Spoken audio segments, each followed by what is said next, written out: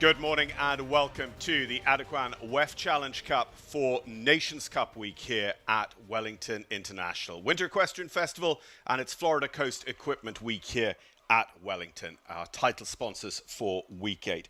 When you're looking for the best after you've tried the rest, Florida Coast Equipment, your trusted local dealer of choice. Explore their lineup of powerful tractors, versatile RTVs, and agile zero-turn mowers designed for small farms, landscaping arenas, and more.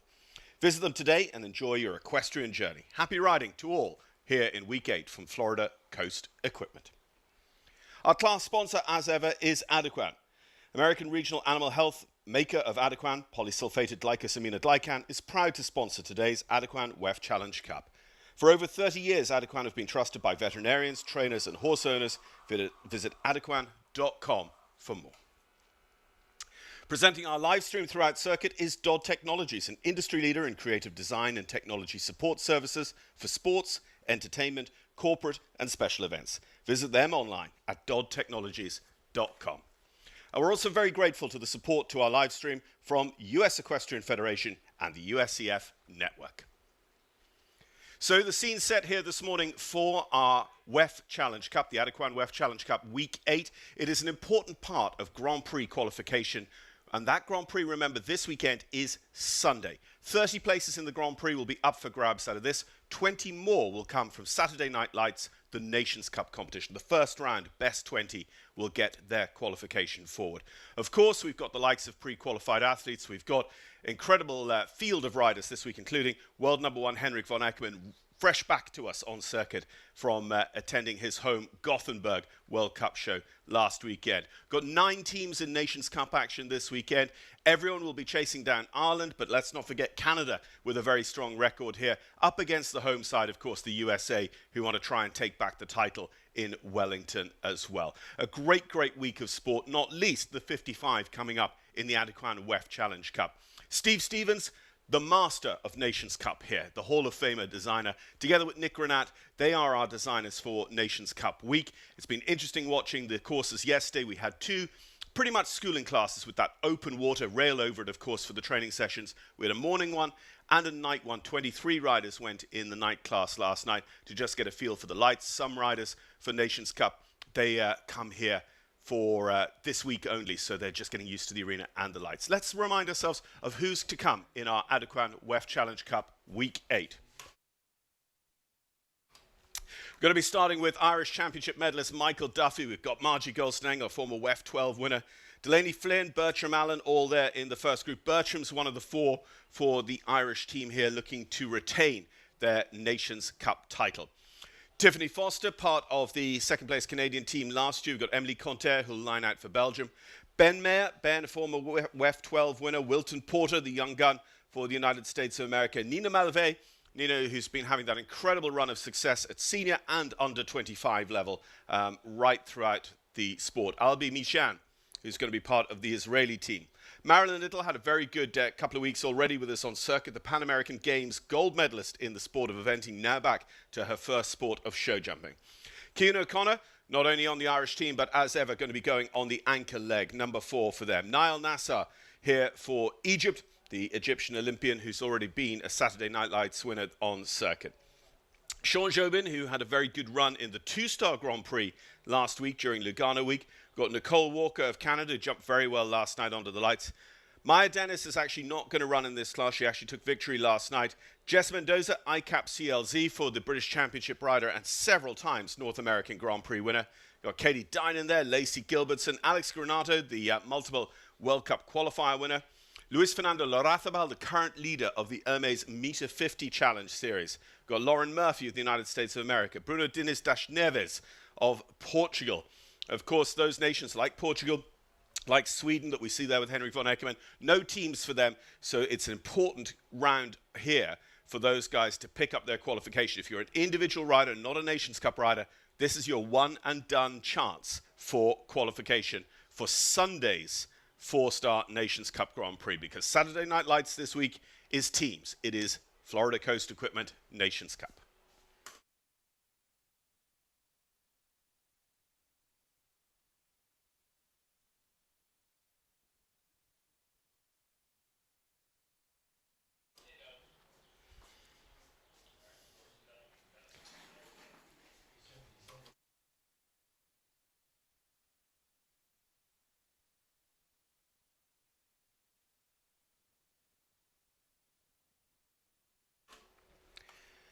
one of the world's top 100 at the moment. Championship medalist for Ireland, 5-star Grand Prix winner for Ireland as well. Michael Duffy, with the Breen Equestrian bred BE Skyhawk, now owned by G Sport Horses Limited Partnership. Michael shows us the way around this track, designed by Nick Granat and Steve Stevens. You've got these long lines, got this U shape, quite shallow as well at the bottom of the ring. They jump a related distance towards the international club, turn through 180 degrees and jump a related distance back. So there's quite a lot of jumping there in the first few meters of the course.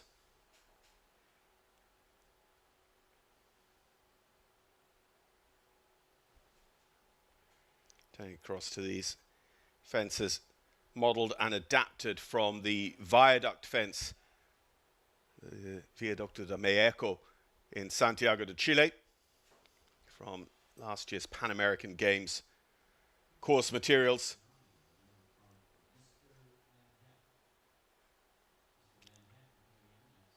Right, WEF W. Just see Michael putting a little bit of angle on that. He obviously just felt he wanted a tiny bit more space for Skyhawk there between the two elements. And jumps the Adequan to complete. It is a single rail down, 75.03. And today's edition of the Adequan WEF Challenge Cup, by the way, is a one-rounder. It's a table A speed, 238.21, so no jump off today. So Michael is a team rider. He has another chance in the Nations Cup to be one of the 20 qualifiers if he doesn't qualify out of the WEF. Margie is an individual rider for the United States of America, not part of the team here with us at Wellington this weekend for Robert Ridland. Margie with Gladewin's Farms, Jack of Hearts. Margie actually qualified through to the Lugano 5-star Grand Prix last weekend out of our qualifying structure, but elected not in the final analysis to run on Saturday Night Lights. And Margie, an incredibly popular winner of the WEF 12 Grand Prix a few years ago. Of course, done it all. Multiple World Cup finals appearances, Pan Ams, Worlds and Olympic appearance.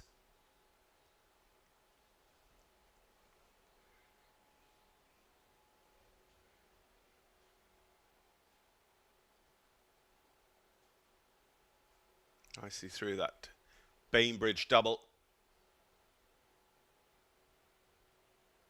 And I think Nick and Steve have done a real nice job with this course, because it's quite a difficult paradigm to set yourself up for. We've got the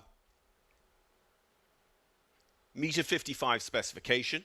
We've got Grand Prix qualification on offer, but we don't have that jump-off aspect to it. So the way you would design a first round in a jump-off class versus a speed class is quite different. And I think what they've done here is they've built, you know, a big, bulky course and then set up a situation where you've really got to make the decision to go fast. The course isn't going to make you go fast. You've got to drive up into your pace. Late rail there, unfortunately, for Margie and Jack of Hearts in 71.74. As we said, she does go that little bit faster. But the time allowed 76 seconds, you know, unlike maybe in a standard speed class, we're not a million miles inside the time allowed. And that's just the nature of the course, because Steve Stevens, Nick Granat, they want to make sure that they're preparing people to jump a Grand Prix out of this class.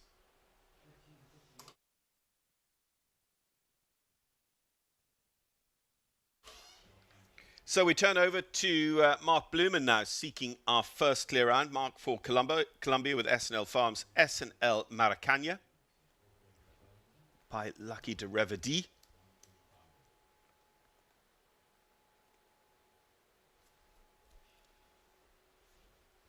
Mark and Maracana were actually top 10 finishers in our 4-star Grand Prix during WEF 4.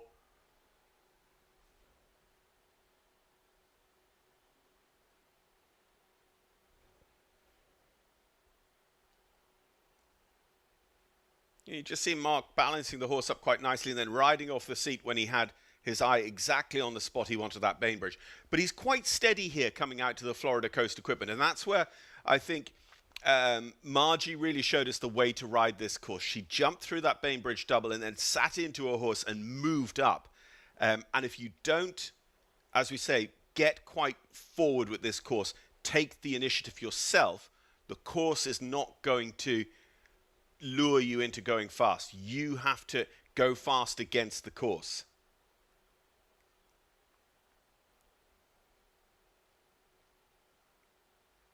On the zero score so far, just the Adequan to jump here.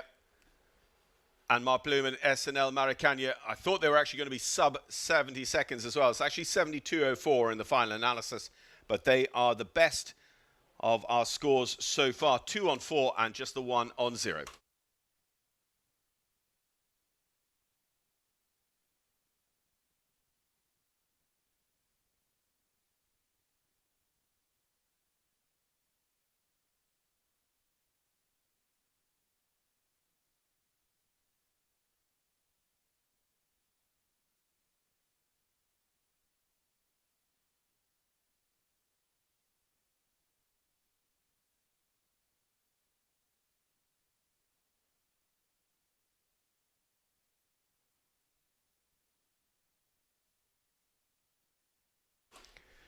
So next up then, Carla Guerrero and H5 Sport Horses. H5 Nostalgie.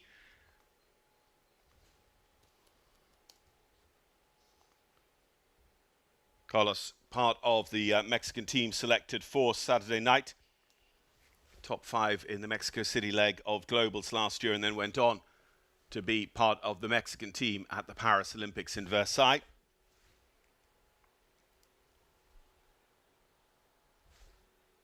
Still actually eligible for the U25 tours of the sport as well until June. Like Nina Malve, final year of U25s. And Carlos here. Actually, the Mexicans and the Canadians, it must be said, both jumped really, really well last night under the lights. So it's not a class where you expect a lot of people to come in and really try.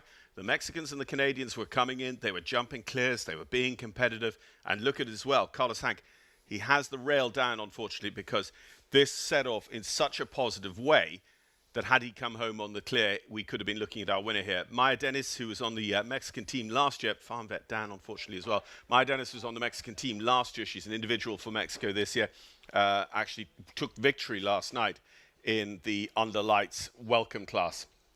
So Carlos Hank, with the farm vet down as well, it is 8-4. So look at that time, though, 67.92. That's the sort of pace we're probably going to need to see from our eventual winner of our Week 8 Adequan WEF Challenge.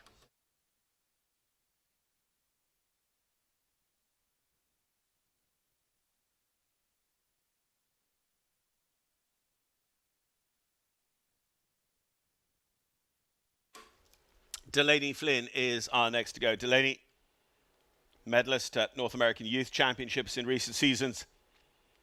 Been jumping with us here, jumped some of the 3- and 4-star legs of circuit.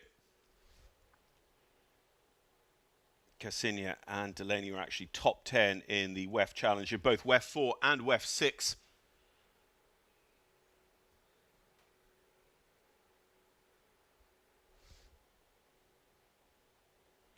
Actually looks to have just set up a nice routine for herself on circuit. Just a little bit quiet into that. The horse didn't really do very much in front, knelt down on the top rail of that vertical. Let's say coming and showing international here every second week. And probably jumping as much as she wishes of the nationals in the weeks between. You know, saw an Irish 5-star Nations Cup horse in Andrew Burns' C Top Blue just jumping the national meter 40s this week as Andrew prepares the horse for the next big target. And Delaney the same with her horse Cassinia. She's a one-horse pretty much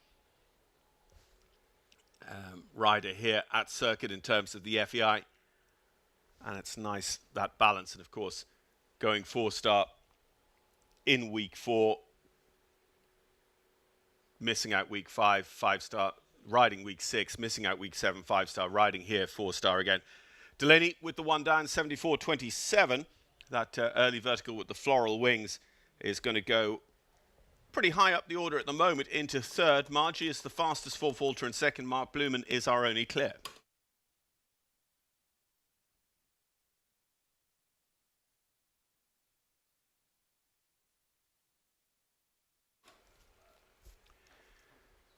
Well, the career winner of what is now the Rolex Series Grand Prix of Dublin, amongst many other Grand Prix accolades for a rider who is himself still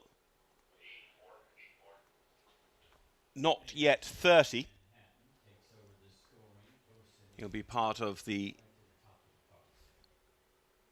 Irish team this week, and this horse was a class winner with us a fortnight ago during WEF 6. This is Gary de Cerisy at Ballywalter Stables Limited, and Bertram Allen in the irons.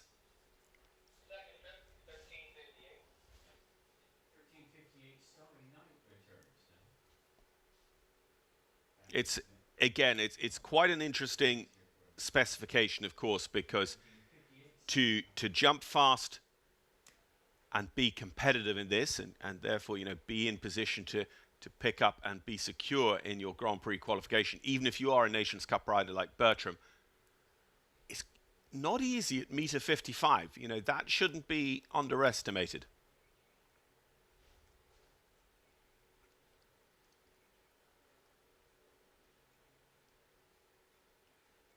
And I think by playing that little bit of mental game, by pushing the idea of going fast into the rider's hands, that's acknowledging the strength of the riders that we have in this class too.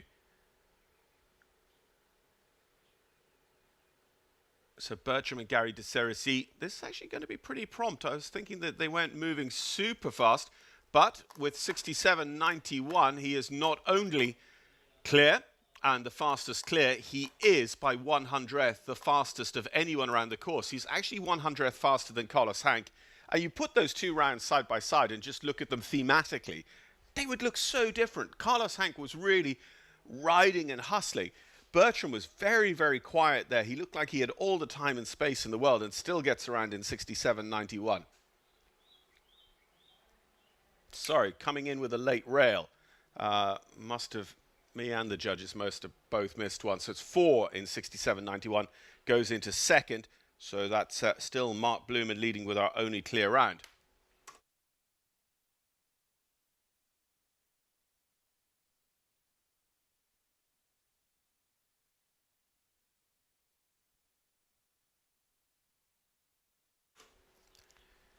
Tiffany Foster, a stalwart of the Canadian team here year after year in Wellington.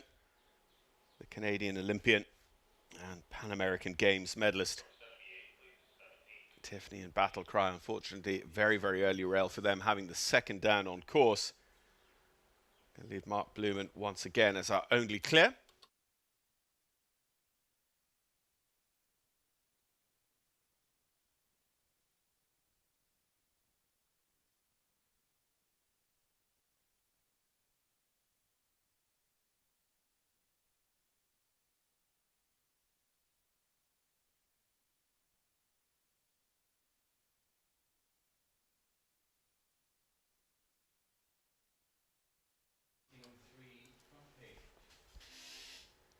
And again, quite early days in the class, but with only one clear round, Tiffany, you know, she can analyze the competition as well as any of these top riders. And she knows that there's no point in taking the pedal off the metal just yet, because you just don't know how valuable a fast four is going to end up being. I mean, if the class continues to play out like this, a fast four could very easily be picking up Grand Prix qualification and taking that pressure off performance in the Nations Cup, so that you're focusing just on riding as well as possible for your country.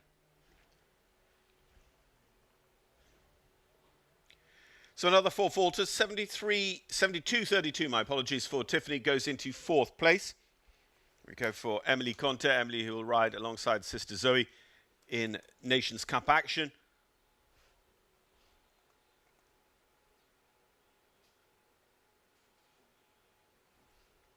Onslow de Roju is the horse for Stefek Stables. Emily and this horse were runners-up in the individual ranking of the U25 during WEF 4, which of course is the U25 Teams Week. Of course, this is a big U25 week 2 with the Brain Juice Series semi-final.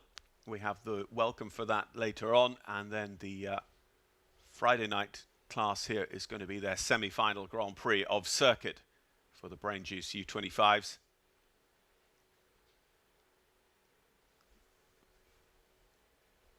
Emily here, I think, you know, just looking on balance, she's picked up a nice middle ground in terms of the attacking pace she's using for this course. I think she's slightly more sitting back into the pace dictated by Steve and Nick's design.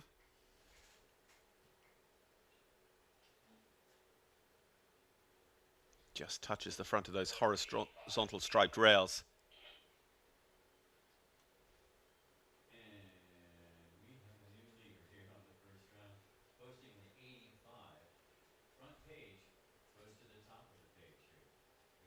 And again, gosh, maybe my eye is out this morning. This is a decent time, 68.19.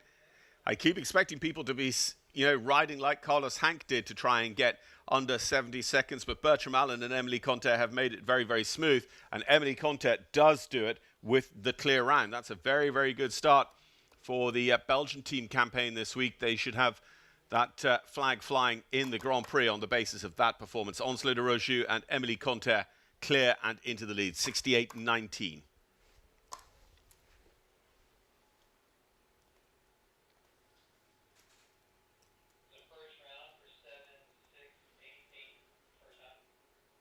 Well, podium finisher in last weekend's Lugano 5-star Grand Prix.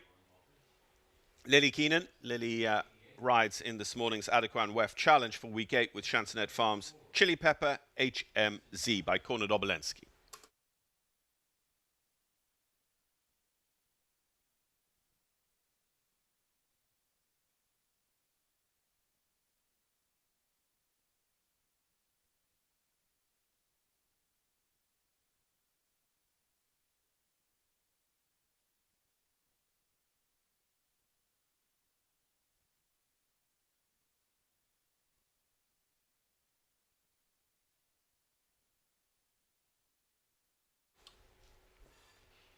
On the zero score, and this is a very, very economic turn. She's put herself on here back to the Florida Coast Equipment Kubota in the corner of the ring, just in front of the NetJets landing.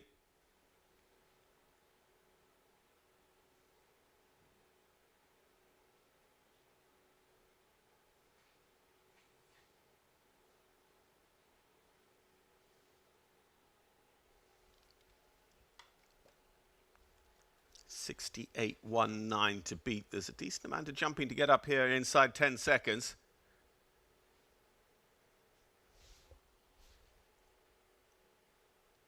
Lillie looks like she's going to be just over the 70 seconds as we suspected. Jumps the Adequan. It's 71.76, and that is clear round number 3. It goes into second in its own right.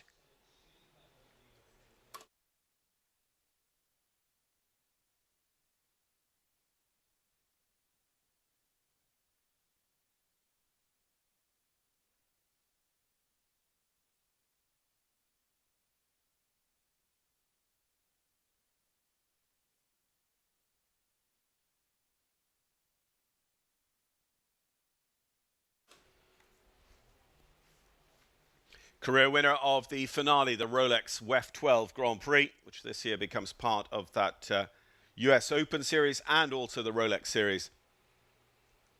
Ben Mayer, Charlotte Roster, Pamela Wrights, Corlander.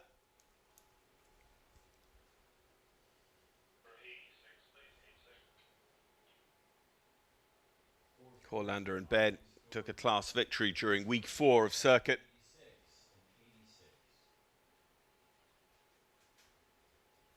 Ben already with one Grand Prix victory to his credit during the course of this year.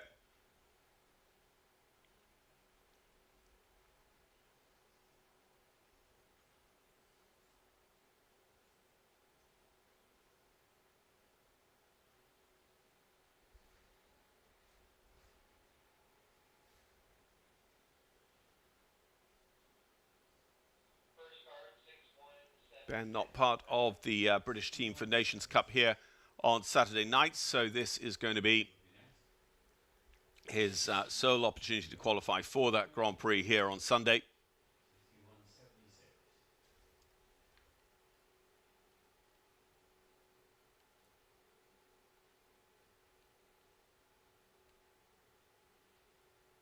going the right way about qualifying as well. It's a good Grand Prix, too, with $200,000 in the prize fund for the 4-star level.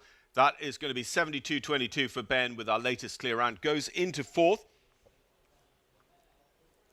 Ben will just have to wait and see. Again, we're getting more clears now. We'll see whether that continues to be the trend or whether the numbers are going to continue to play out and you feel like a clear is going to definitely take one of those best 20 places and thus qualification for the Grand Prix.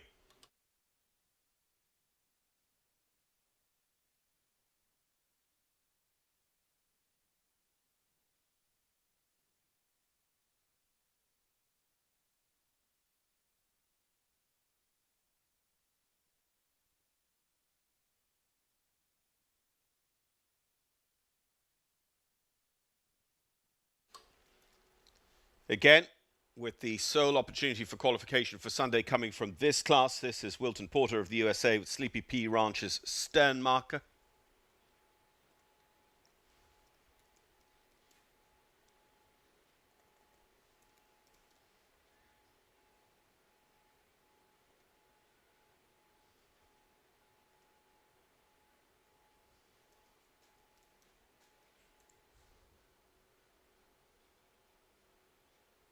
You see there the open water that will feature in the Grand Prix, and the Nations Cup's also going to feature in the U25 Tour. And Wilton the first to have problems just coming out of the Bainbridge there, up towards the in-gate in the Rolex Bridge.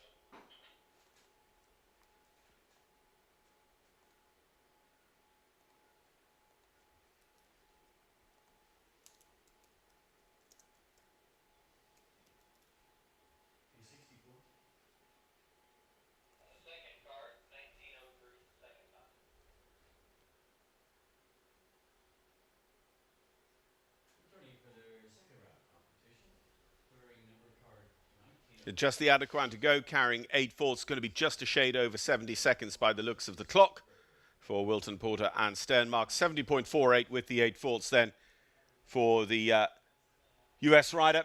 We'll have to see whether that's going to be enough on 8/4 to go through. It is a little bit different, the qualification this week as well. There is a strict 30 from this class, a strict 20 from the Nations Cup. And thus its replacement. So anyone in the Nations Cup, this is the first qualification opportunity. If you're a team rider and you qualify in this class and you sit inside the qualification zone in Nations Cup, your place is passed down. So Nations Cup riders can secure and take qualification in this competition, and that creates more spaces in the Nations Cup rather than more spaces in the WEF. Nina Malvé, Nikke van der Bisschop.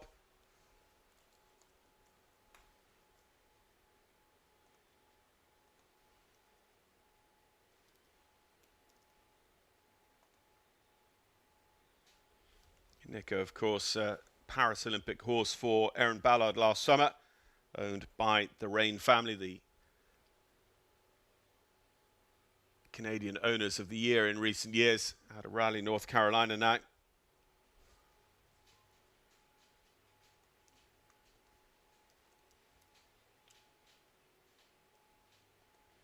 Nina had that real eye-catching podium last year in the Globals Champions Grand Prix of Monaco.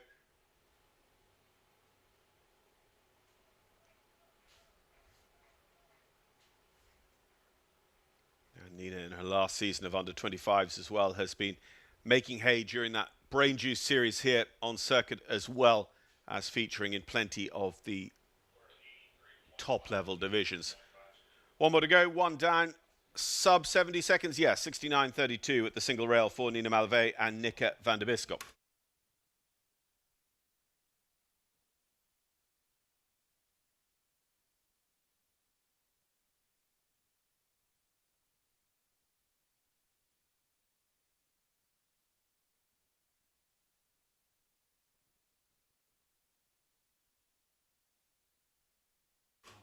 So, Nations Cup rider here in the shape of Alberto Shan. Albi owns and rides joint to Cannabis van der Doornhoven.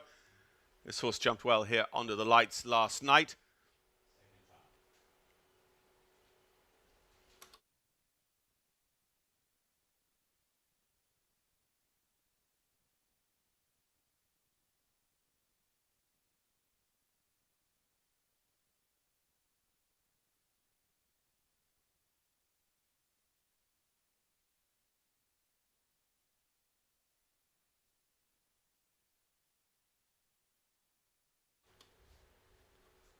So quite early days to be carrying the 4 in the company you're keeping here in our Adequan WEF challenge.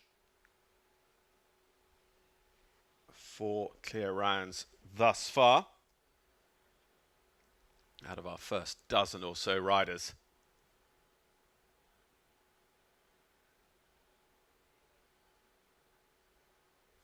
And that is, just to put it in context, we're about as near as a quarter of the way through the starting field.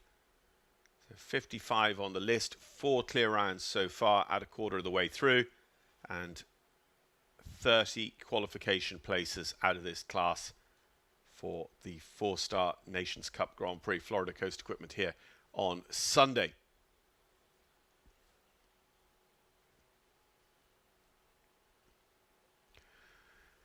Just skies a little bit in the air, so it comes down quite steep on the back rail there at the last as well, the Adequan. So I'll be Shan and joined to Cannabis, having jumped well here last night. Unfortunately, it's going to be 2 down this morning, 8 faults.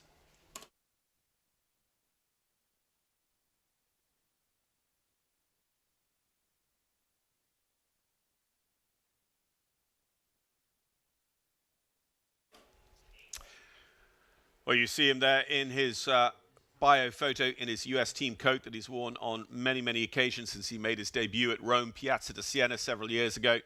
Spencer Smith, 11 times a Grand Prix winner over his time here at WEF. We see HHS Seattle by the son of Diamantesemi Pacino out of a mare by Cavalier Royale. So bred in the purple of Irish Sport Horse breeding, this one. Riding for Ashland Farms. Spencer and Seattle were actually top 5 in the WEF 4 Grand Prix a couple of weeks ago.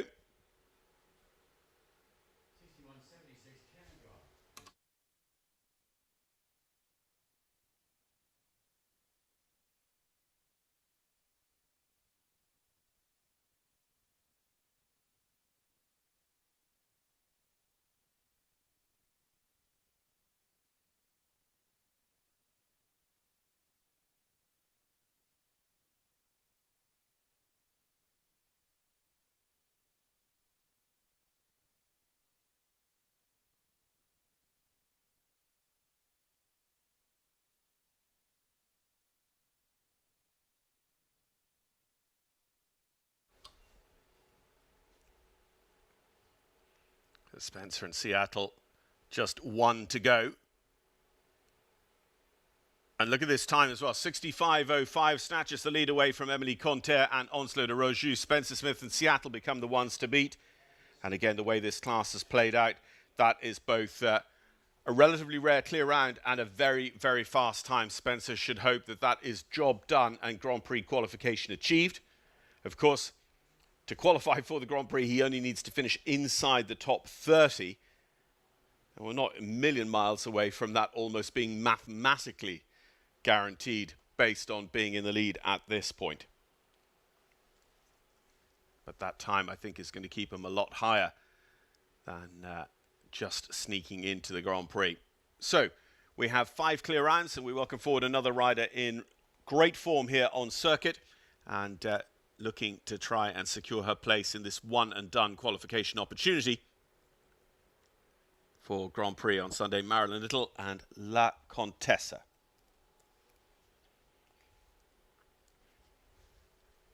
Runners-up behind Ben Mayer in the WEF 6 Grand Prix here a fortnight ago. Marilyn was also the 2-star Grand Prix winner the week before, during week 5. It's a very, very determined rider. And this format plays absolutely to her strengths. Marilyn's a very, very, very, very positive, forward, and therefore fast rider.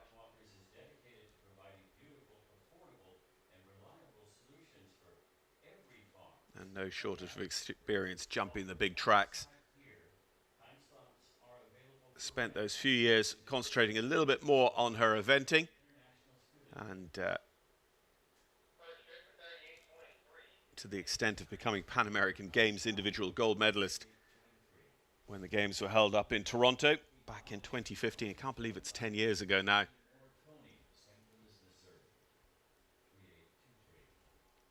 So 65 moments ago from Spencer Smith. Marilyn Little is actually not going to quite catch it, but she's not a million miles away. She will slot in between Spencer Smith and previous leader Emily Conter, going into second with La Contessa in 67.77.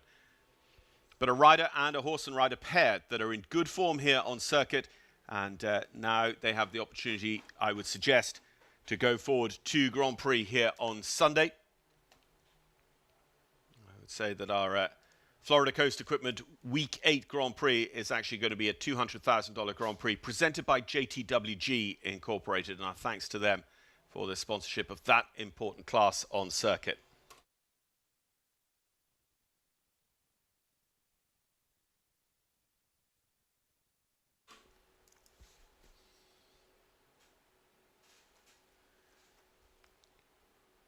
Cian O'Connor is our next to go. Cian for Ireland with Carlswood Partners, Canbella Blue, the championship medalist, multiple Olympic medalist, actually taking the individual bronze at London too. And over 150 Nations Cup appearances. There'll be another one here on Saturday night for Cian O'Connor.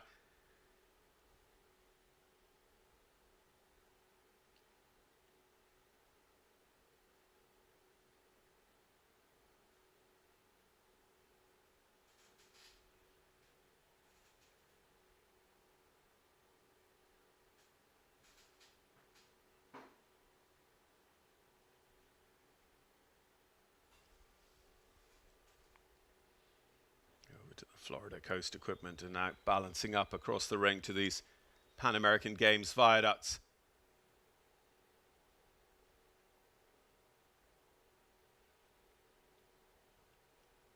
Built, of course, as a set height fence for the Pan Ams in Santiago de Chile. Steve Stevens taking them into his stock and adapting them so that they can be built to various different heights. They were used last year by Nick Renat at the Hampton Classic Horse Show as well. Cian's Canbella Blue, they just felt a little bit off in front of the International Club, paddled a tiny bit through the top of the Duta fence, so that's going to be 4 faults against them. They're just going to sneak inside 70 seconds. 4 faults, sub 70 seconds for Cian, goes into 9th at the moment. Cian, of course, if he is not a qualifier from this class, does have the opportunity of trying to be one of the best 20 from Nations Cup. Cian, though, as anchor leg rider, would hope that maybe he won't be needed in the first round on Saturday night. Hopefully his teammates have already delivered 3 clear rounds, and there's nothing he can do to improve the score. Exactly the situation that Ireland found themselves in Abu Dhabi at the opening leg of the League of Nations.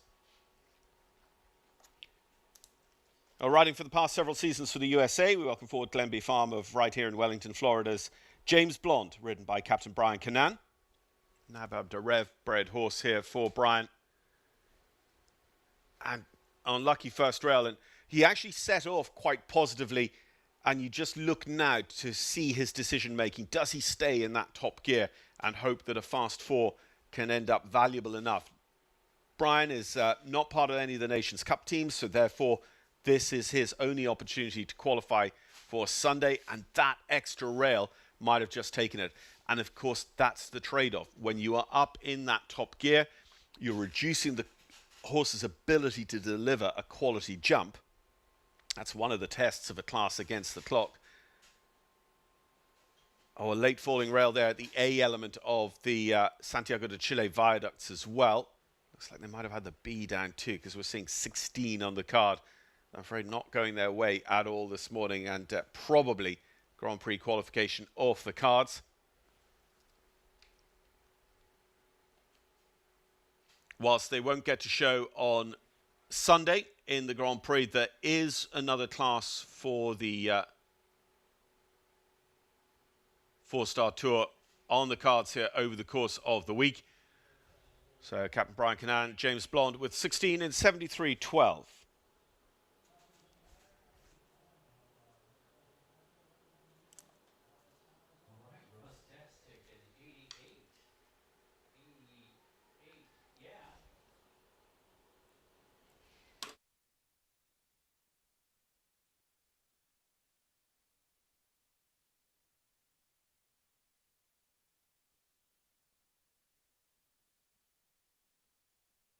Yeah, that next class on the 4-star tour, if you want to plan your day and your viewing with us. 10:30 local for tomorrow morning's Dodd Technologies Meter 45 Classic. Another Table A speed with a little bit of a mixed bag. It'll be a consolation for some who know that their Grand Prix is off the cards, and others who have horses here that are just looking for the slightly smaller tour at the 4-star level, or second horses for some of our Nations Cup riders. With the Spy Coast bred Paso Doble, Nayel Nassar of Egypt, Egyptian Olympian and Saturday Night Lights winner this season. Nayel actually won Grand Prix here before at Circuit, but that was his first highlight feature Grand Prix win, coming at the beginning of Circuit this year for Nayel.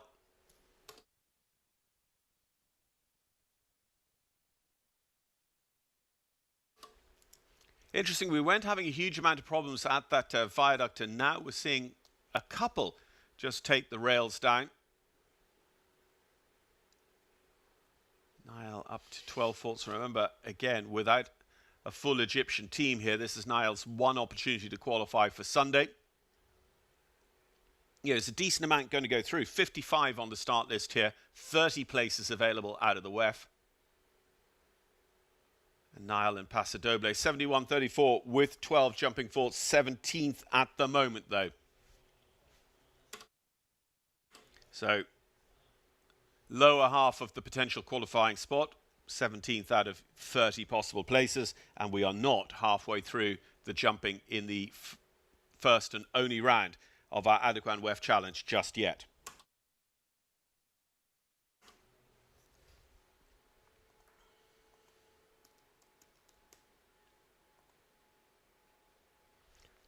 Well, Brazilian team rider here on Saturday night.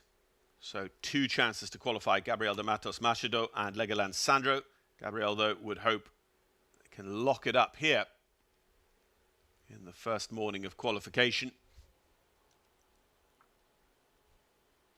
Gabriel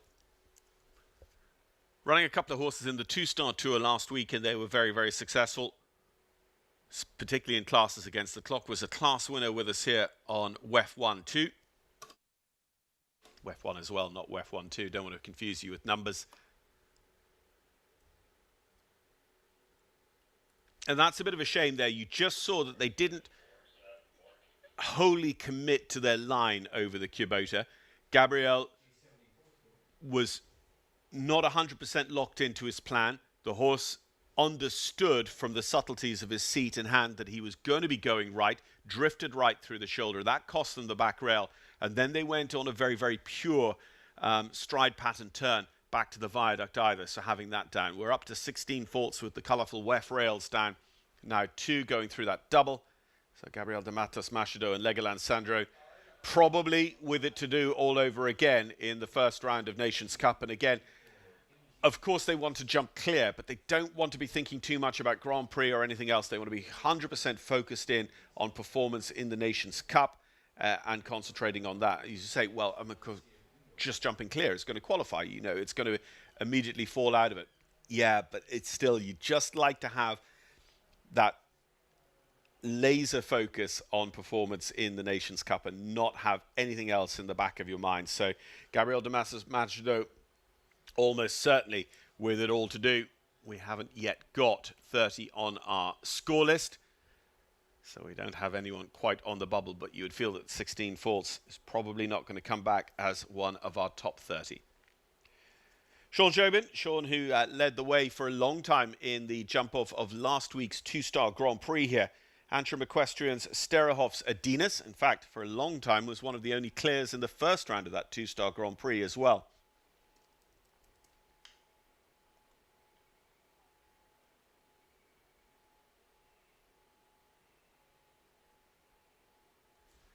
Concentrating a wee bit on the Central Florida, the Ocala circuit until now. Sean is not part of Ian Miller's Canadian team this week for Nations Cup. But the 5 or 6 Canadian riders who are here, all, you know, like Nicole Walker and Sean, all being made feel very much part of it. The Canadian high performance structure. They had one of their red and white championship fundraising parties here in town last Sunday night.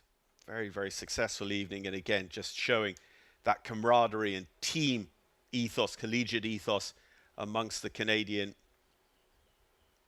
team, which is not just riders, but also owners and trainers and supporters. Shan, a few too many down there, really, with the 12 jumping faults. Goes 18th at the moment, 73-77. And Shan, again, not being one of the team riders for Canada, that was his chance. So therefore, Shan could be finding himself looking for top honours in tomorrow morning's Dodd Technology metre 40.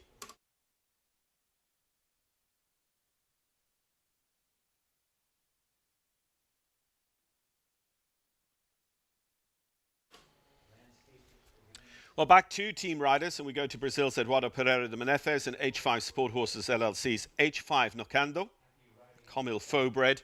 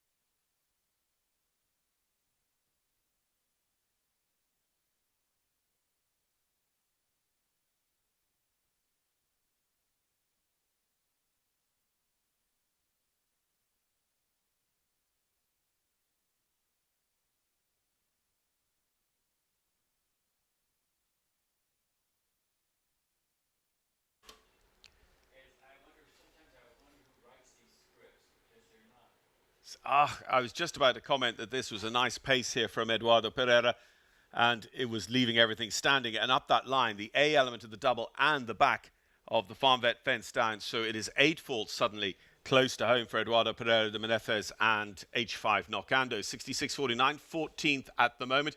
Still 6 clear rounds.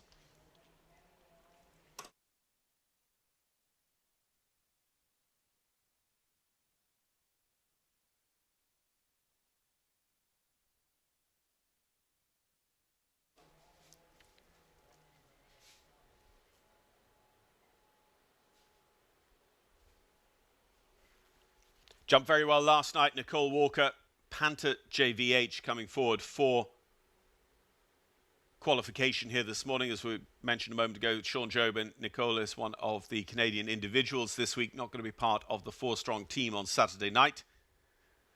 It also does show with the standard of jumping we've seen from the likes of Nicole and Sean on top of the 4 team riders. You know, Canada looking in very, very strong shape at the moment. Knocking on the door of being one of the top 10 teams in the world that would take up their place in the League of Nations structure as well. But one of the aspects of that I find very interesting and very positive is that ranking is based not only on your several top riders in the world rankings, but also includes a U25 rider, so that the nations really must cultivate and promote some of their young talent and get them up the world rankings as well. And that is the way those national rankings work to decide who on paper are the best 10 teams in the world and get to participate in that particular Nations Cup series. 9 teams, though, here in Wellington this weekend for a Nations Cup that has great history, great support as well. Like, it's one of the highlights. Saturday Night Lights, in the time I've been lucky enough to come to Wellington. I first came here in 2011, and Saturday Night Lights was always busy, but there were some real highlights, and Nations Cup was for sure one of them. And now it's Saturday Night Lights being pretty busy every single week of circuit. But again, Saturday night, Nations Cup night, is going to be hanging from the rafters here, I think, in South Florida. 72.98 and 8 faults for Nicole and Panther.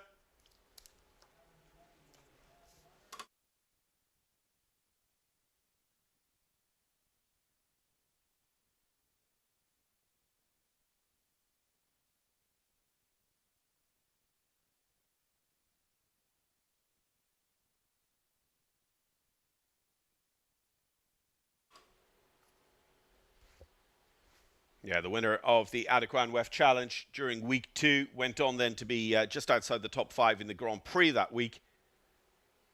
Jessica Mendoza. Jess here with her World Cup Finals horse from Saudi Arabia last spring, ICAP CLZ.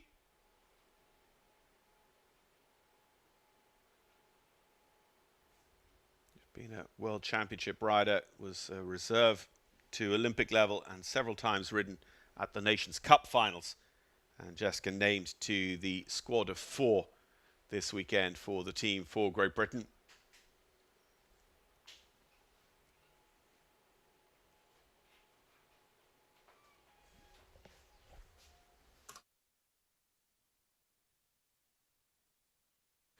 Just catching the second part of the viaduct, the yellow viaduct, double down behind the course builder's gazebo. So that's their 4 faults, unfortunately, for Jess. But say if she can be pretty fast, and she's not going to be too bad here, actually. Should be sub 70 seconds. If she can stay sub 70 seconds on 4 faults, there's a decent chance that she'll have qualification locked up today. 70.86 is the time taken for Jessica Mendoza. Goes into 10th at the moment. Remember, 30 places out of this class. We are just about halfway through now as well. And Jessica sitting in 10th place. So, again, if the maths plays out, she should feel like she has done the job. Maybe a little bit on the bubble, but we will wait and see. The clears, again, looking more and more secure. Still just 6 of them, including Ben Mayer. Mark Blumen, who will be a team rider. Lillie Keenan, individual. Emily Conter, team rider. Marilyn Little, individual. Spencer Smith, individual. Katie Dinan with the rock and roll semi-bred Akita des Hautes-Vents.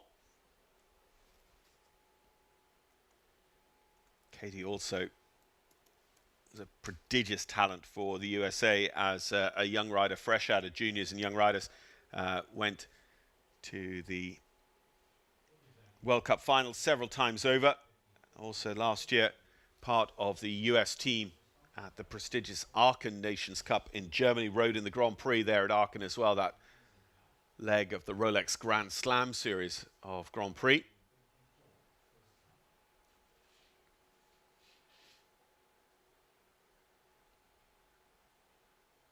And again, you just see that Akita was maybe just taken a tiny bit surprised by that fence.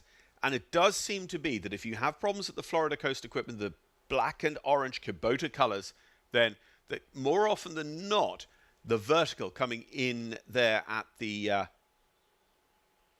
viaduct gets you as well. Back rail off the Dutit going down towards the bottom corner of the ring.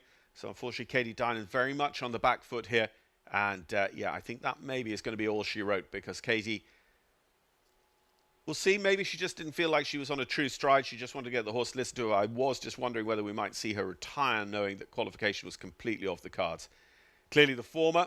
She just, knowing that qualification was off the cards, she just wanted to get her horse to listen to her and, you know, really focus in. Doesn't quite work out. Back rail off the Adequan as well for Katie Dinan and Akita des Hautes-Vents.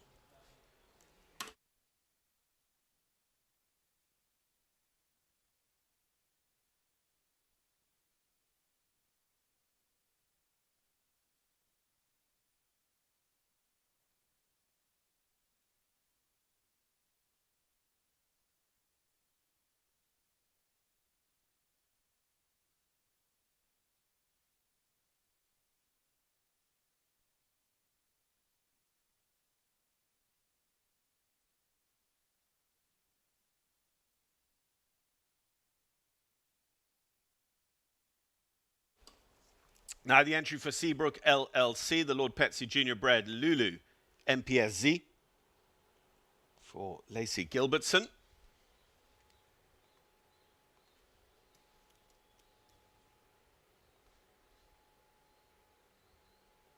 Lulu and Lacey were top 5 in our Week 6 Grand Prix. Of course, Week 6 was very much about the hunters here at WEF, but international show jumping going on as well. That Grand Prix that was won by Ben Mayer, Ben's first Grand Prix win of circuit. And we've seen several others from inside that top 10 coming back out to the fore this weekend as we go back to 4-star. After week 6 a fortnight ago, we stepped up to a split division, 5-star at the top level, presented by Lugano, and a 2-star tour, finishing with their Meter 45 World Ranking Grand Prix. And that was presented all week by Buckeye Nutrition, part of the Mars Equestrian family. So Lacey is not super fast. This is going to be in excess of 70 seconds. Leaves a toe on that colourful WEF rail going into the double, but gets away with it. Lacey and Lulu are going to be clear, and that's valuable, and just over 70 seconds. So that goes into 4th, and it brings us up to 7 clear rounds now. Lacey Gilbertson and Lulu MPSZ following on the form they showed here a fortnight ago at the Winter Equestrian Festival.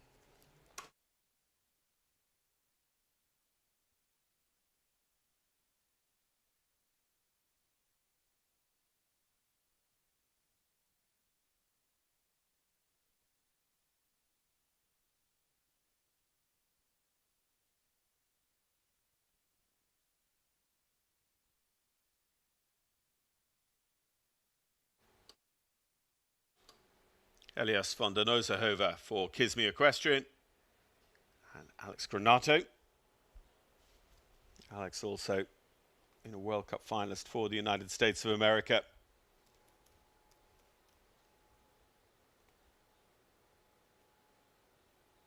And a medalist with the wonderful World Cup winner Carl shown a couple of seasons ago at the Lima, Peru Pan American Games, part of the US team there.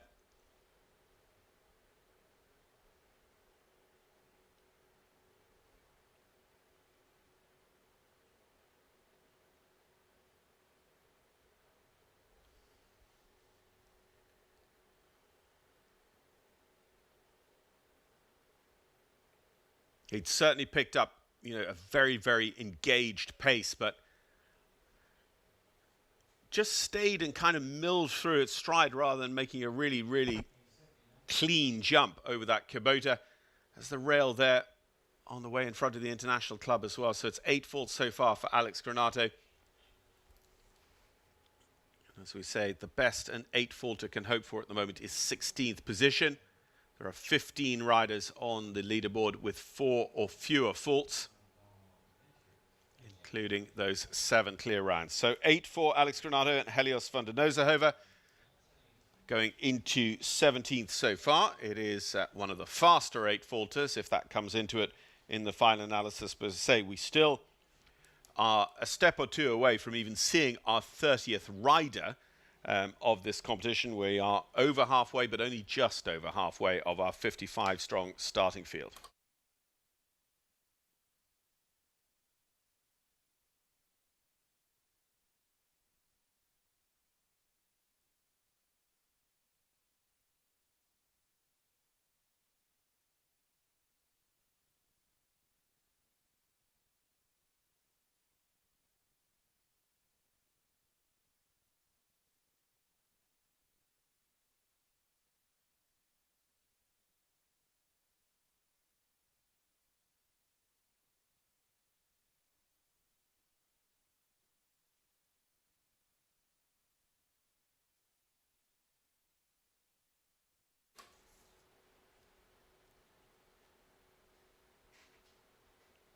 So one of our leading riders of circuit, he's winning that Hermes Meter 50 Challenge standings. Luis Fernando Larrazabal, Baroness for Venezuela, on course here with an Adequan WEF Challenge for week 8.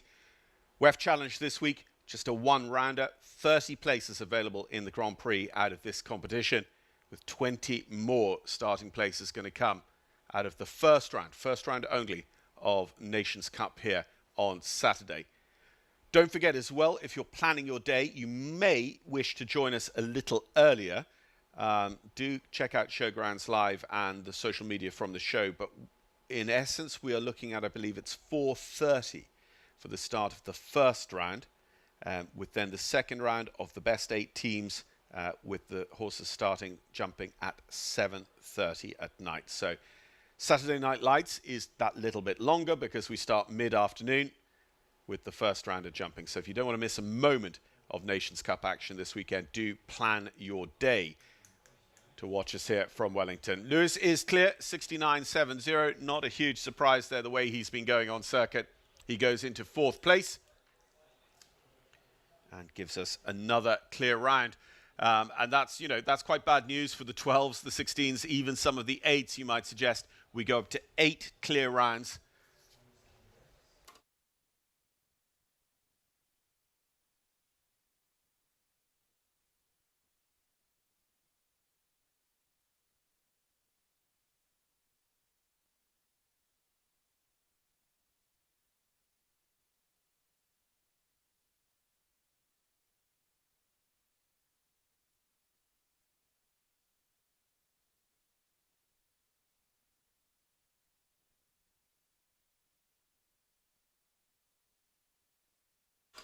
So that is going to take us to the official halfway point. Mathematically, I think we're a tiny bit over, but we so far have 8 clear rounds in our Adequan WEF Challenge for Week 8. 30 qualification places on offer. The one to beat is Spencer Smith and HHS Seattle on that 65.05.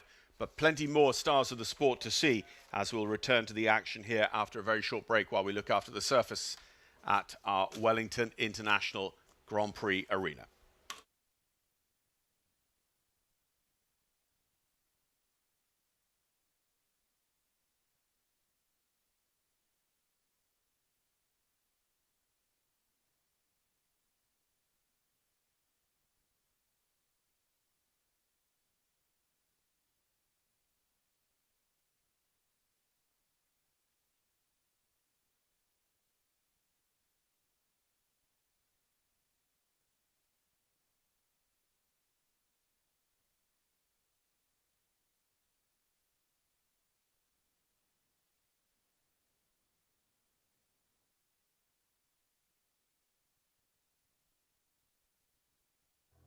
Just a small town girl living in a lonely world.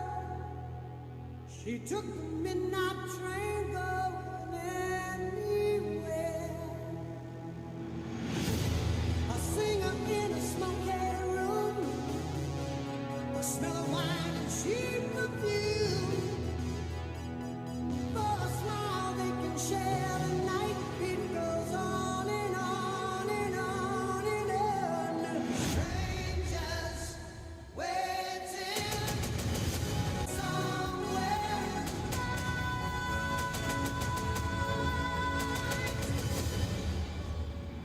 Don't stop believing.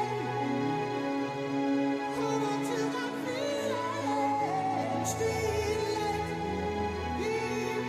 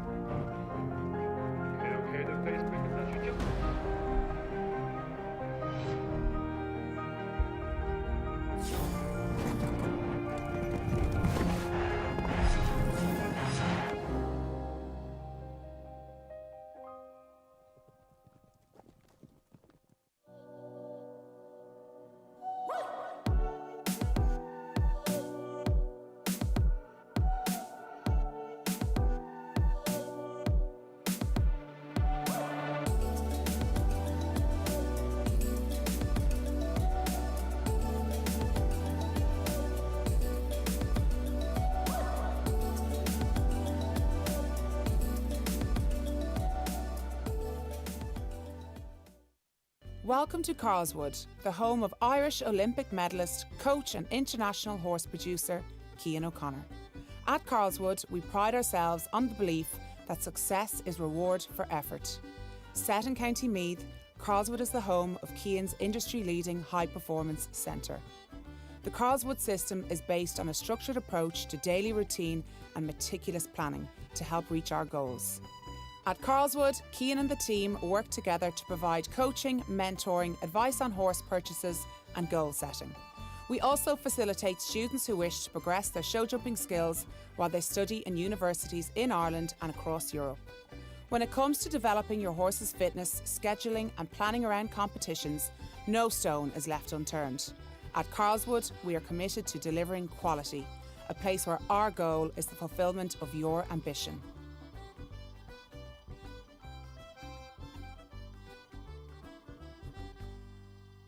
If only every adventure began with your makers of wishes come true.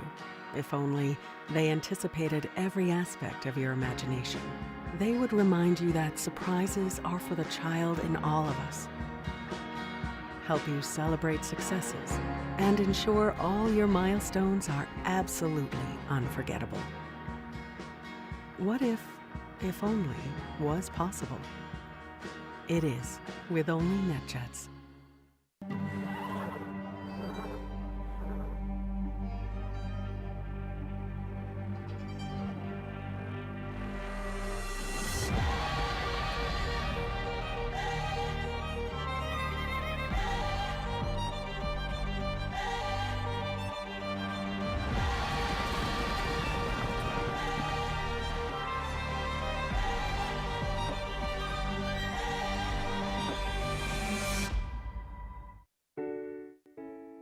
Bainbridge is a fully integrated multifamily real estate company that has developed and acquired more than 43,000 units, representing $8.1 billion in transactions since its inception.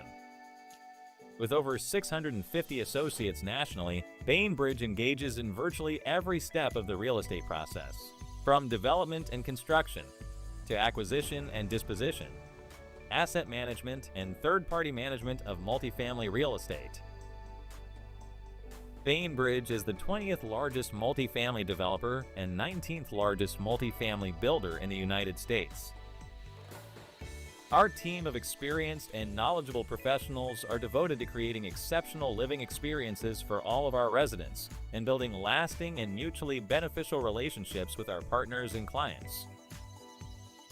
Bainbridge is headquartered in Wellington, Florida, with offices and apartment communities in Florida, North and South Carolina, Tennessee, Kentucky, Virginia, Maryland, and Texas.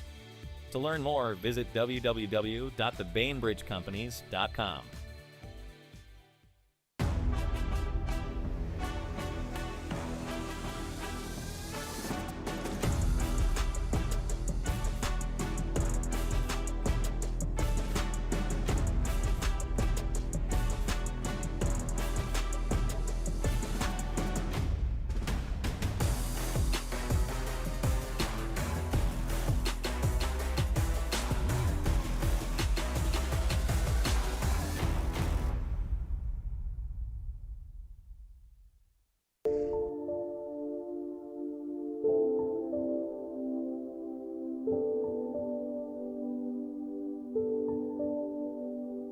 My first goal when I decided to be a professional, it's to become like the best horsewoman I can be. It's really important for me to find the balance with my family, with the horses, that is my passion. Work with the horses every day to do what I love. I used to have like one passion was the horses, and now I have two with my daughter. So I really want to have this balance in my life. I'm Margie. I'm a professional show jumper representing France, and I'm Lola's mom.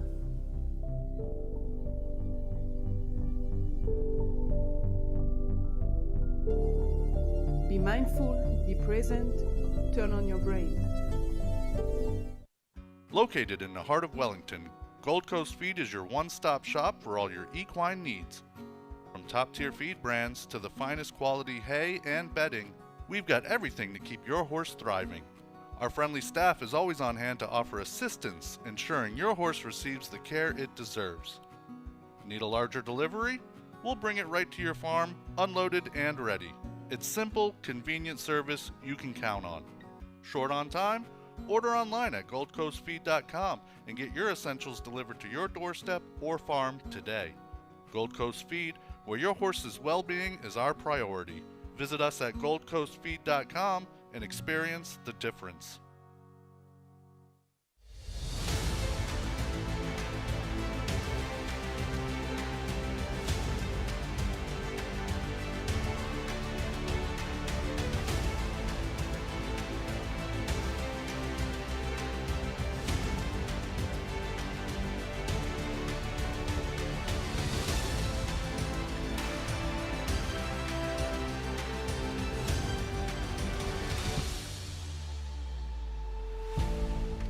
At Palm Beach Equine Clinic, we know your horse is not only a superior athlete, but a part of your family. With more than 30 veterinarians, 4 board-certified surgeons, and the most technologically advanced equine imaging suite in the country, our team has all the skill sets required for accurate diagnosis and successful treatment.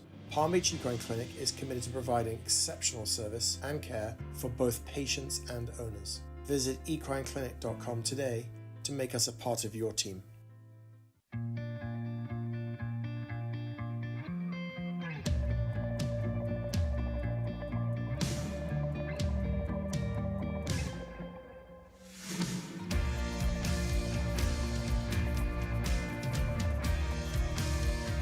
From no-drill mud flaps and water-repellent seat protectors to our laser-measured floor liners, WeatherTech has everything you need.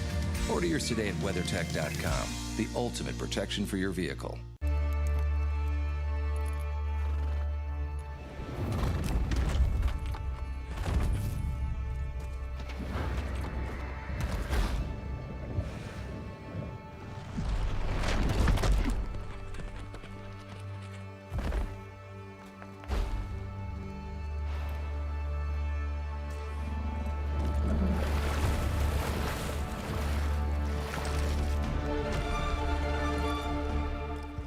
Experience the true essence of equine serenity at Zen Elite Equestrian Center. At Zen Elite, horses and humans come together in perfect harmony. Located near the winter horse capital of the world, Wellington, Florida, our center offers unrivaled amenities designed to elevate your equestrian experience. Our facilities boast 32 stalls, 20,000 square foot covered arena, and a large outdoor arena with ESI footing. From grass paddocks to a luxurious horse gym and spa, we cater to every aspect of your horse's well-being. With top trainers in dressage and jumping, Zen Elite is the perfect place to pursue your equestrian goals. Our soul-soothing surroundings nurture the mind, body, and spirit of both horse and rider. At Zen Elite Equestrian Center, equestrian dreams thrive. Discover the harmony of horse and rider at Zen Elite Equestrian Center. Your journey begins here.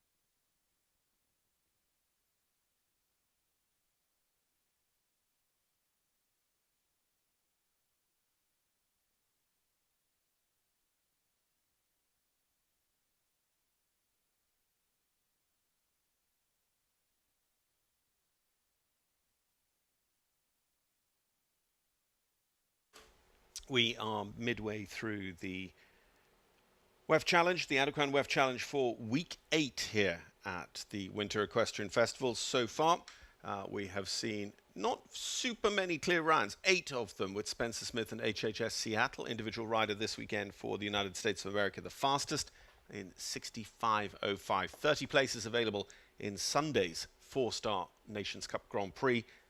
Out of this Adequan WEF Challenge Cup. And the WEF Challenge this week is a one-rounder. It's a Table A speed one-round where faults and time will be the deciding factor. So no jump-off, 30 places, and with the team riders having another opportunity to qualify in the Nations Cup. But if you're a team rider and you qualify yourself for the Grand Prix out of this class, it creates another space in the Nations Cup. So we'll get 30 out of this class. Anyone who qualifies from this class and does not choose to take their Grand Prix place gets replaced from the WEF. There are 20 places out of the Nations Cup, so it is the best 20 taking out those already qualified from the WEF.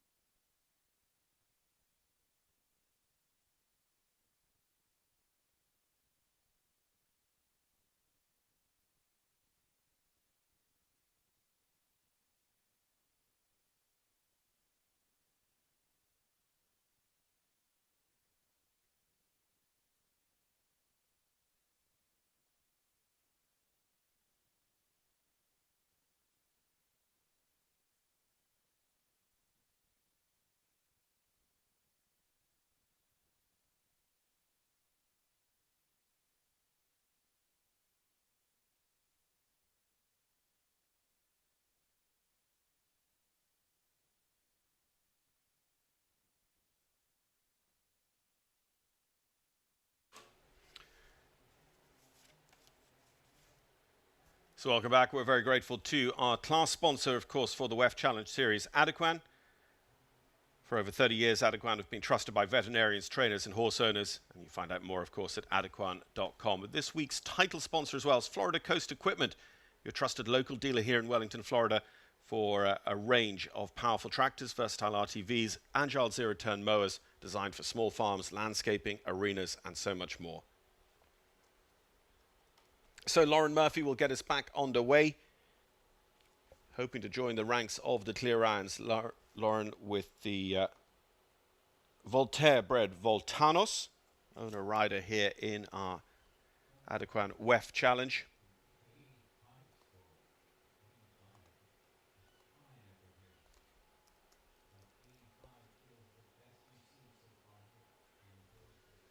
Lauren and Voltanos were actually on the podium during WEF 4 in the Grand Prix that week.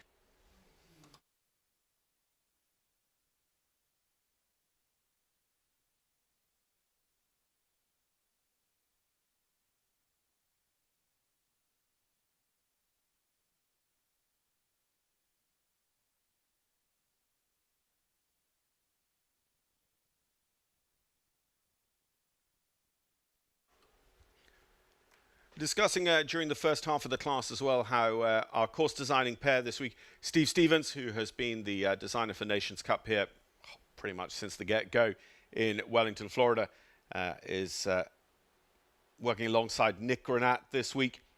And they've set out a track here that I think is really, really interesting in its subtlety and its philosophy for where it sits in the show schedule. So we're meter 55, we are Grand Prix qualification, but we're a one-rounder.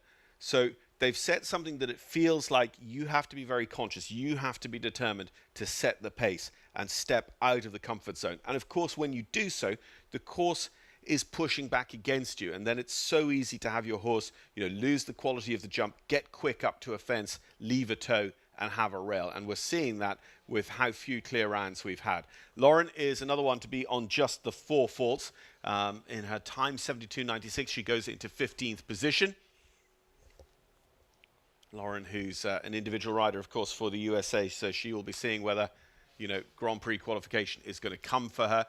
The other thing, of course, is that you might find that riders, if they're sort of all in on the Nations Cup, they might not take up their place, even if they've qualified for Grand Prix on Sunday. It might just not be on their radar, especially coming, as it will be mid-morning after what might for the Nations Cup horses be, relatively late night. They'll probably finish jumping about 9 p.m.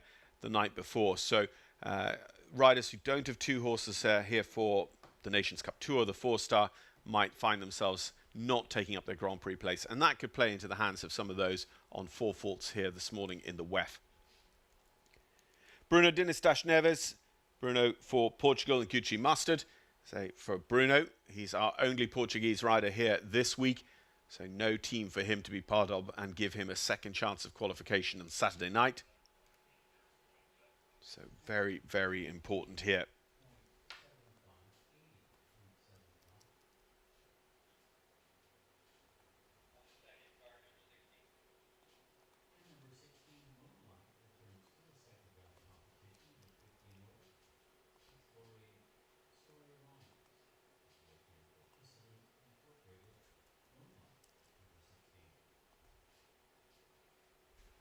Carrying the 8 faults on the way home. So 12 now. That is going to make it real uphill struggle to think you might be making it forward. The last down to the front rail off the Adequan Oxa for a grand total of 16. That was, by my rough reckoning, our 29th to jump. He sits in 27th position. And in one more horse and rider's time, we will have a full field of qualifiers, and then we'll start to see people who are definitely missing out on a place in Sunday's Grand Prix.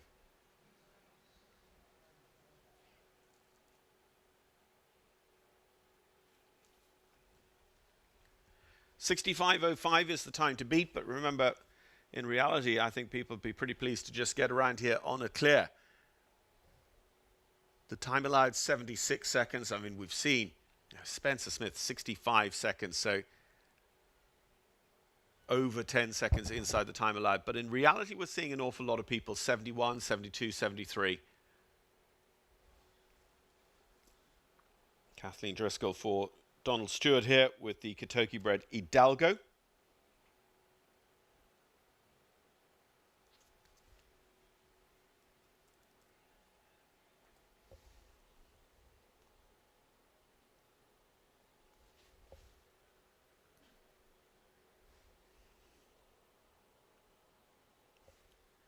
Kathleen was on the podium with us in the WEF 6 Grand Prix. As I say, we've seen quite a few of the top athletes from WEF 6 come back to us this week, 4-star week, having either ridden nationally or actually just rested their horses entirely during Lugano 5-star week last week.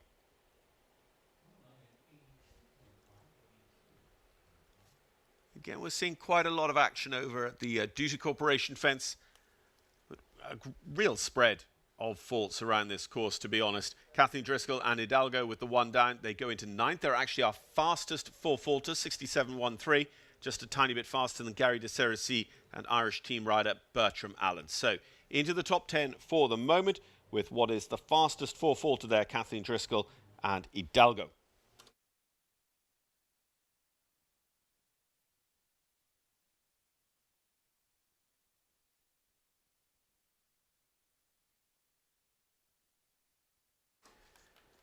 Daniel Coyle and the wonderful mare Legacy, World Cup qualifier winners, 5-star Grand Prix winners, and of course Olympians together at Paris last summer. And they jumped so superbly right through to the individual final. Errol Grange in the ownership of Legacy. Daniel, who's been focusing his spring a little bit in on Central Florida. Errol Grange and the Lothlorien team basing themselves out of Ocala, but answering Ireland's call, as they say, to come down here and ride for the team this weekend. Has that vertical down here, of course, Daniel as a team rider with the Grand Prix qualification shot here on Saturday night as well.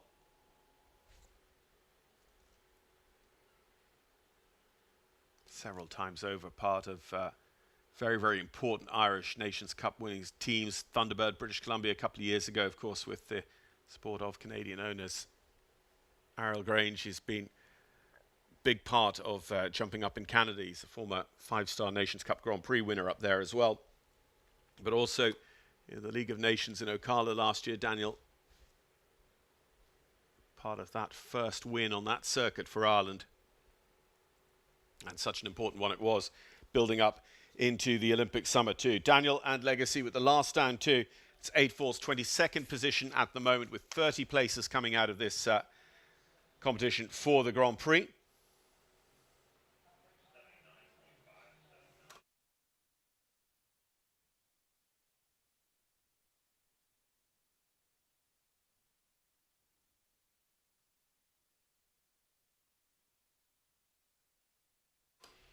The winner of the Adequan WEF Challenge during week 3. Top 5 with us in 5-star Grand Prix action a couple of weeks ago as well during Fidelity week 5. World number 1, Olympic, world and European medalist, world champion of the sport, World Cup champion of the sport, Henrik von Eckermann. Great to have him on circuit with us here once again. He's just back. He was at home in Sweden last weekend, jumping at their big indoor show at Gothenburg in the Scandinavium. He took the Grand Prix title, the Gothenburg Trophy with Iliana.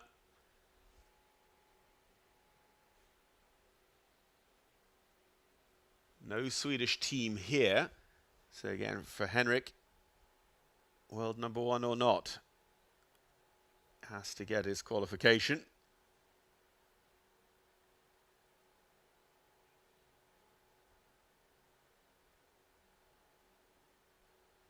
Notwithstanding we're a little bit later in the competition, he'll have had an opportunity to watch a few of the other riders and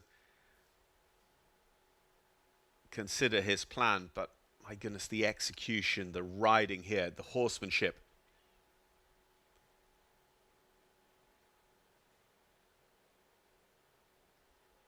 If you didn't have the world ranking to tell you that this was one of the very, very best in the world, you just have to look at his riding.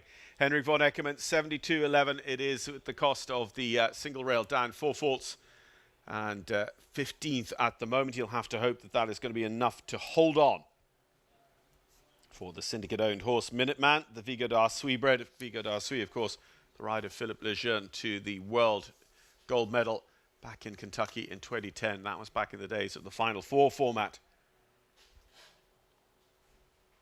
Well, riding for North Star of Aurora, New York, this is Niamh McAvoy of Ireland and Extreme van de Kattenwennen. Niamh, who rides out of Greg Broderick's stables in Tipperary in Ireland, and of course Greg and the Jacobs family of North Star with a great relationship over the last several years. Charlotte Jacobs, who's going to be on the US team this weekend, basing herself over in Ireland a few seasons ago, qualifying through the Irish Young Horse Circuit to ride the International Young Horses at Dublin, amongst other things. And actually North Star still very, very generously involved with the Dublin Horse Show through the sponsorship of the National Pony Championships show jumping.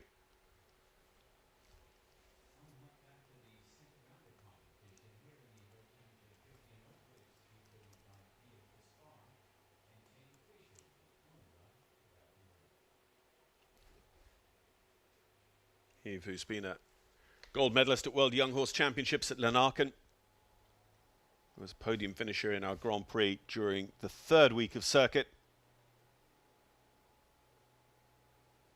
and riding our under-25 tour as well. Of course, this is an important week for the Brain Juice under-25 series. We have the welcome here in just a short while. It's our next class up, and we'll be bringing you the stream of that and their semi-final Grand Prix of the circuit long season coming up as a Friday night class here. So Niamh McAvoy goes clear, 75.10 for the Irish rider, and that is 9th position. 9th of 9 in terms of clear rounds, but again, you're getting not far away from the point that a clear round is absolutely guaranteed to be a qualifier.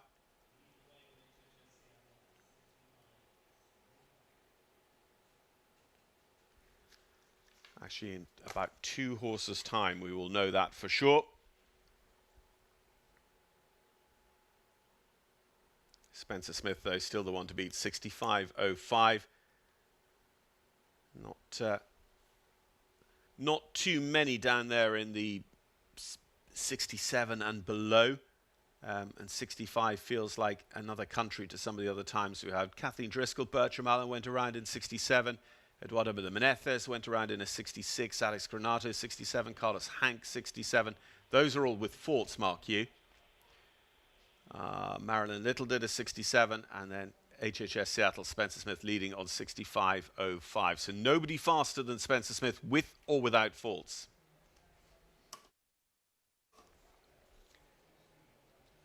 So a career winner of the Rolex Central Park Horse Show Grand Prix amongst many other accolades in both codes, Hunter and Jumper, Jimmy Toronto. Jimmy, who's almost having to give best to son JJ, who's starting to pick up some impressive championships and accolades himself, including a major victory just a couple of weeks ago up in Ocala. Jimmy with Isaloo Incorporated and his own jet show stables, Chewbacca HCC by Clarimo, former Ralph Lauren Bengtson ride to the top level, Clarimo.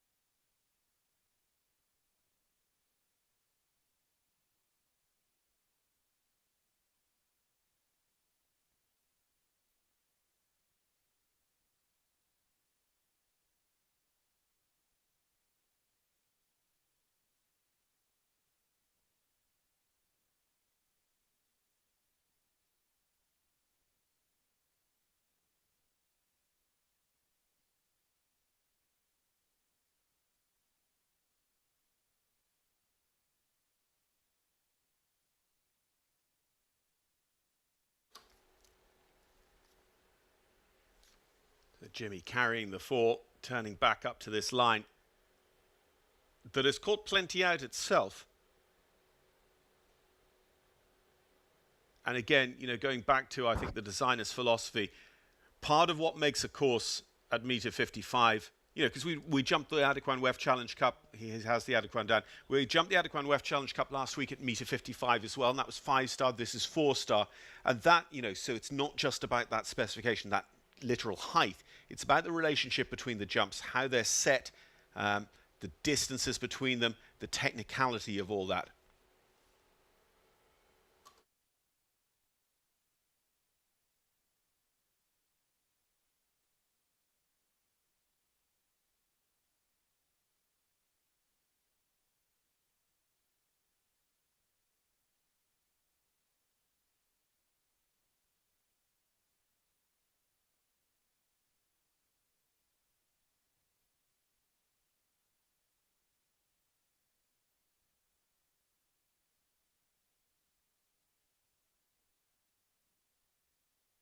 On we go to Aaron Ballard, Colleen de Wil. Colleen de Wil is by Corned Obolensky, listed as Windows Van Het Kosteveld, of course, his original name.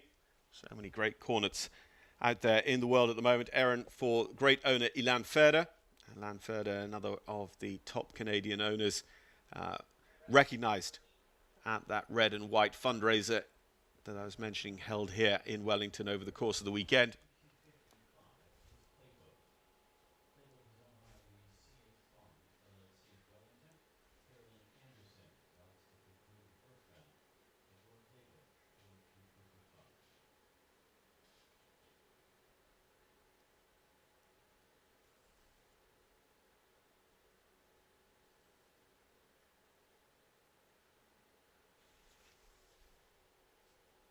So going to tot up to 12 on the way home. A good rattle at the Adequan as well, but it stays in place. 12 faults for Erin. Of course, Erin, part of the Nations Cup team, so we say there's still the door open for her to qualify as she goes into 30th place there at the moment. So she's straight into the bubble, as they would say over here. Countryman Sean Jobin, Gabriel de Matos Machado, Bruno Dinistas Neves, Captain Brian Canan, Katie Dynan are all out of the qualification zone at the moment here in our Adequan WEF Challenge. WEF Grand Prix winner on 5 occasions, not least the WEF 12 Grand Prix victory. Daniel Blumen is our next to go. WEF 12 Grand Prix winner back in 2012. That was with Sancho LS. And then in more recent years, a 5-star winner during WEF 9. Bainbridge Company's week coming up next week. 5-star once again. That was with the great Ladriano. Daniel has also won the Rolex Series Grand Prix of Rome. We'll be seeing him as part of the Israeli team. Over the top stables, the owners of Capital, Cornard Obelensky, just like the one before, Colleen DeVille for Aaron Ballard.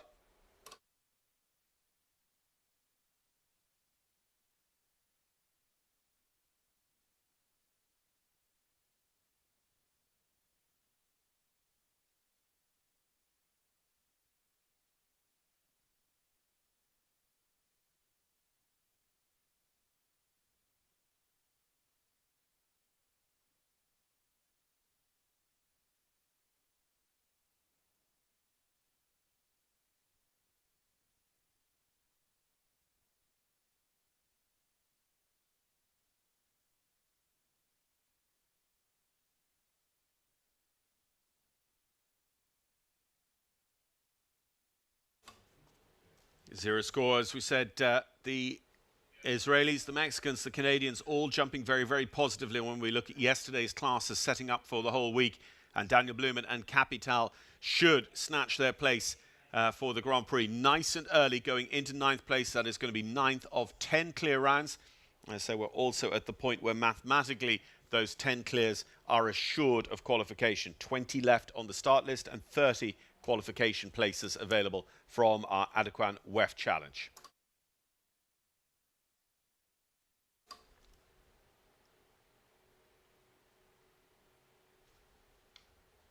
Well, one of our early strong scores set by Emily Conter of Belgium. Emily will be on the Belgian team alongside this man, Peter de Brabander, here on Saturday night.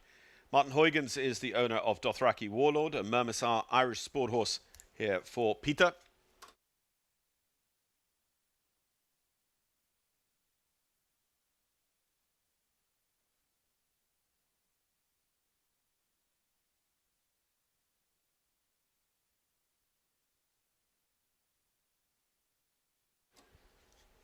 Interesting how Anthony D'Ambrosio and this week Nick Granat, Steve Stevens, they've both put those Volkswagen buses, the Surfer buses, quite early on the course off a rollback turn. It was the other end of the ring last week in the WEF Challenge.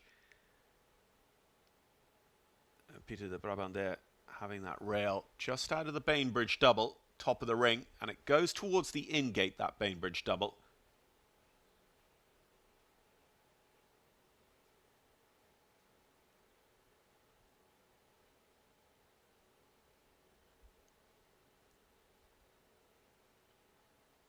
Peter will be hoping that if he can ride defensively for the 4 faults, he can perhaps pick up qualification here today out of the Adequan WEF Challenge.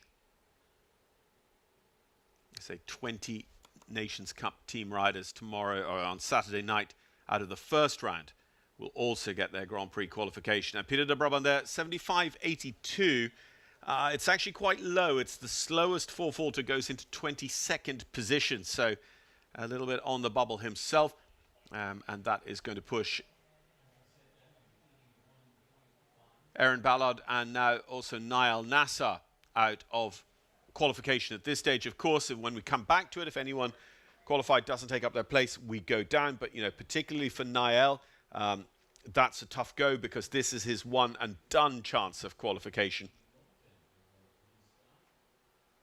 And if any Nations Cup team riders have secured qualification here in the Adequan WEF Challenge, that just means that somebody else gets it from Nations Cup. It doesn't create another place in the WEF, unfortunately. So Nayel was just going to have to wait and see how the dynamics of the week play out, whether he's going to make it back for Grand Prix here as an individual rider without a team in Nations Cup.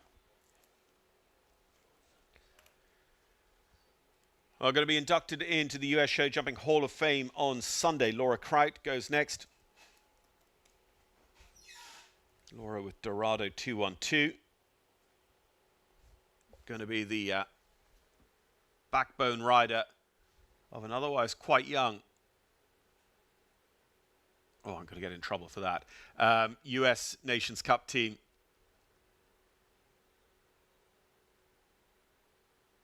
Laura with incredible experience in the sport. World and Olympic team gold medalists for the United States, and silver back-to-back in Tokyo and then in Paris last summer. Eduardo was Laura's horse for the Santiago de Chile Pan American Games. She finished just off the individual podium and part of the US team that scored the gold,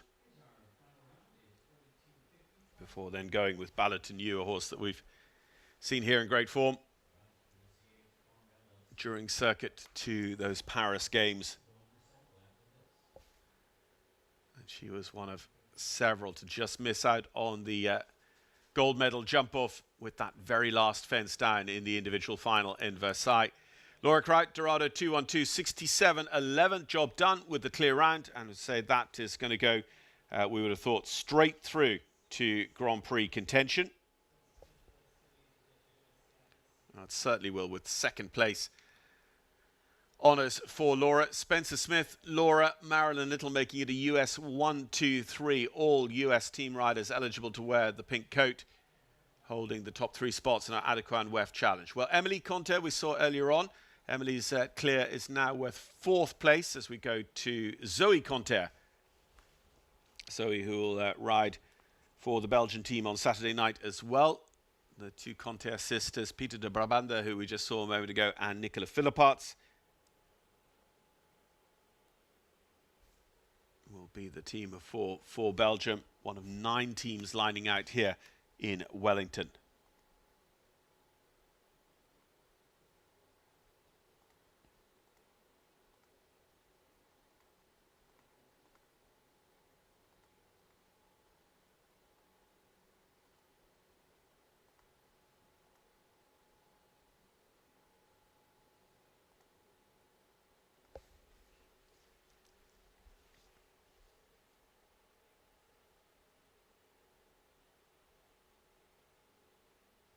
Zoe herself setting off at a decent pace. No surprise when we saw Emily set one of our more competitive times.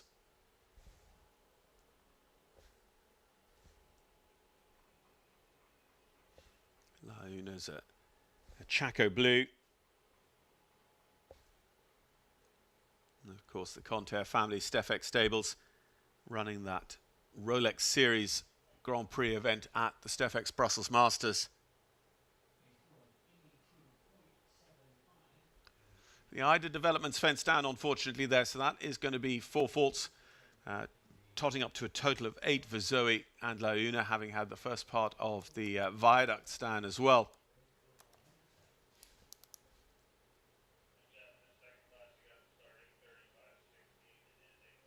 Be interesting to see now. This is going to be pretty fast in terms of 8 faulters, 67.08. It's pretty fast in terms of any round of jumping over this track. Zoe Conter and Launa, yeah, 25th position.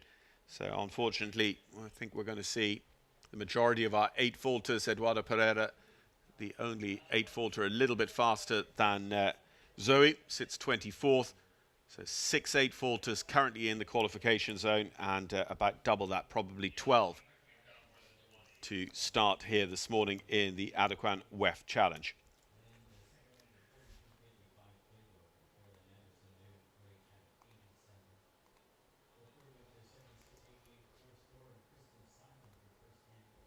Kyle Tim, who will line out for the Canadian team here on Saturday night. He's part of Ian Miller's declared squad anyway. 1 or 2 of the nations have the flexibility and opportunity to nominate 5 riders from which they will select their 4. And if memory serves, I think Canada might be one of those nations. Atomica de Sequoia is Kyle's ride here. Another entry for the Rain family.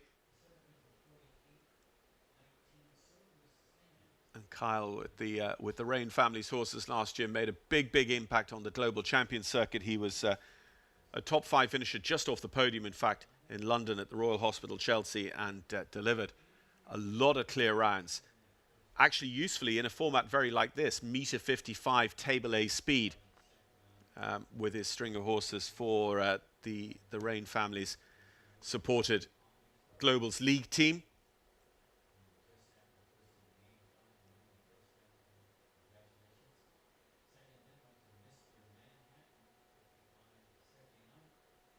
So just carrying the 4 Going to be a little bit high 60s, maybe low 70s in terms of time. He just sees a good spot there at the last. 71.03 for Kyle and Atomica de Sequoia. And that is into 17th position. And that is pretty much on the balance.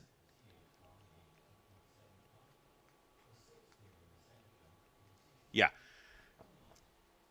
Kyle just needs 2 riders to post scores bigger than his 4 and 71.03 for him to know that he has his Grand Prix place.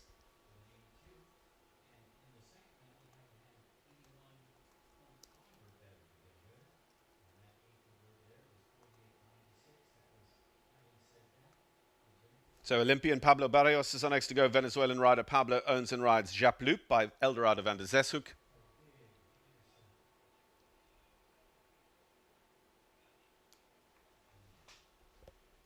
Just keeping this horse ticking along last week with the 2-star runs. Podium finish in a 2-star class here on Saturday. Unfortunately, 2 down so far, and he turns the opposite direction from the course. So he will, he puts the hand up before he gets the 4 faults for going off course. So Pablo Barrios and Japloop retire. And from Kyle Tim's perspective, that means he only has to beat 1 more rider before he is mathematically assured of his place. It means that everyone from Jessica Mendoza up, and I would specify, before anyone goes and puts money down on any of this, I failed maths at school, so I am working here very, very blind. But I reckon Jessica Mendoza and above, 16th and above, have their place in the Grand Prix secured as a result of this Adequan WEF challenge.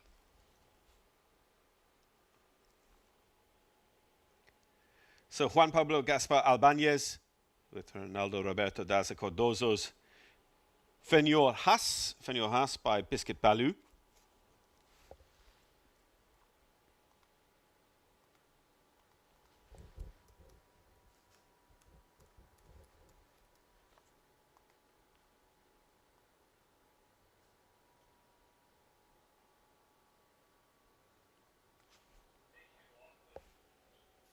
Albanez, Juan Pablo, runner-up during the WEF Challenge during week 6. That was with ODL VDM, horse we saw him jump last night onto the lights. And this is a rider we're going to see as part of the Mexican team on Saturday night.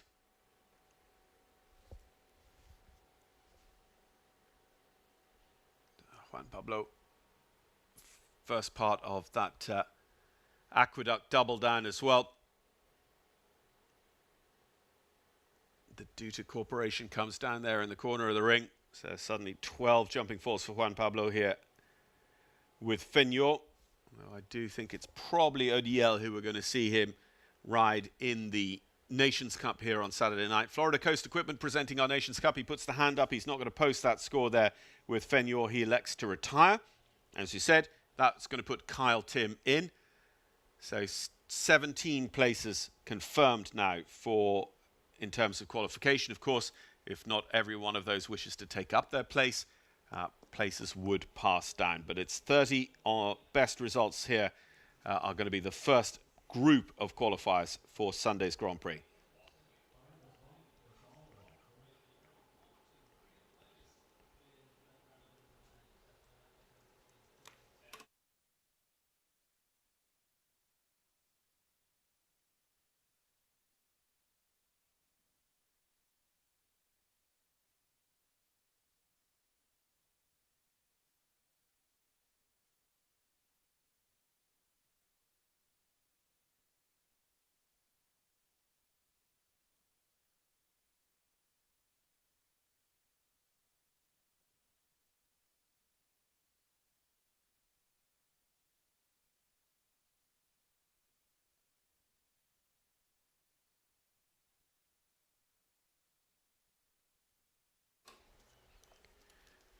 So let's see who qualifies now. Is it going to be our rider in 18th, Margie Goldstein-Engel, or will it be Fernando Paraquin Delfin on course now?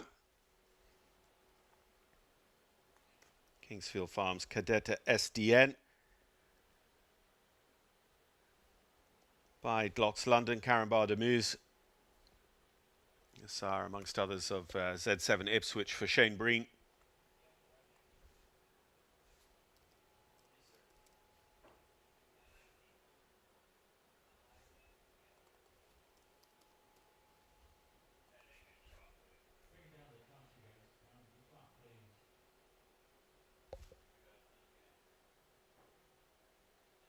Four falls coming in there at number 2 for the rider who's been twice a Central American Caribbean Games medalist.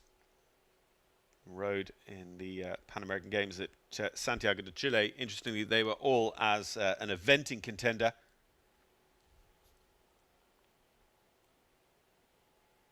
Prepared for coming down here for 4-star week with a little bit of jumping at the international tour in Ocala back in January. Kingsfield Farms Cadetta SDN for Fernando Paraco in Delphin.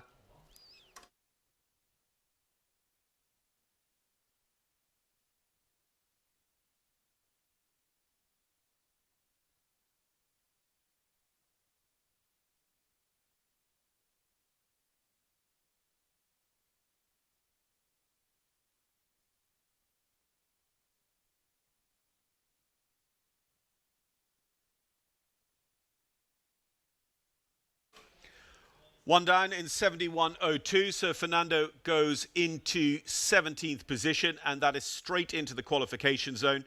So 18th and above, Kyle, Tim and above. We still reckon coming back, Margie Golstenengel, Henrik von Eckermann, the two just outside the automatic qualification zone at the moment.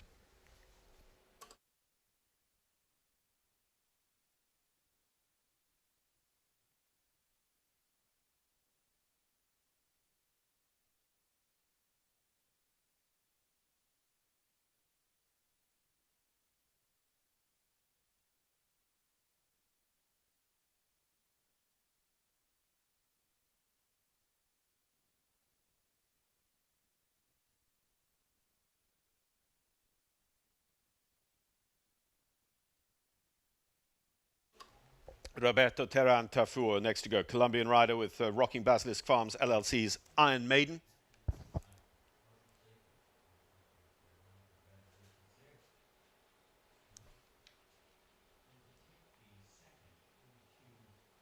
Not too far away from knowing that 8 faults is out. There are only 2 or 3 8-faulters still with any chance of qualifying.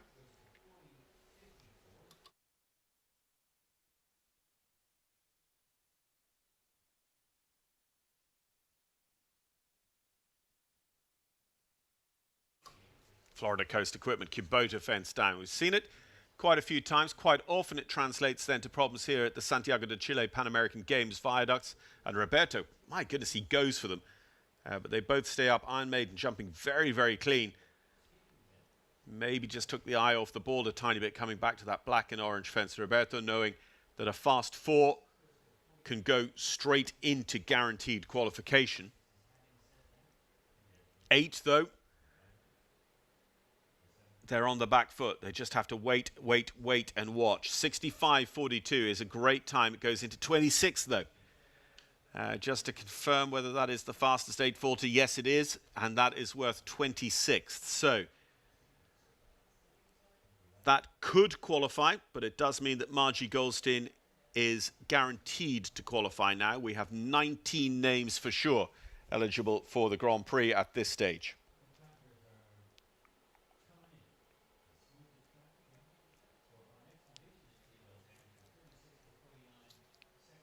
So the next qualifier is either this rider, Andres Julio Sotopeña, or Henrik von Eckermann, the world #1.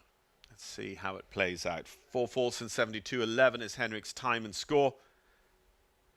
So if Andres and Optimus Blue are better than that, they will take the place for the moment. Individual rider here this weekend. So all in on this class in terms of qualification.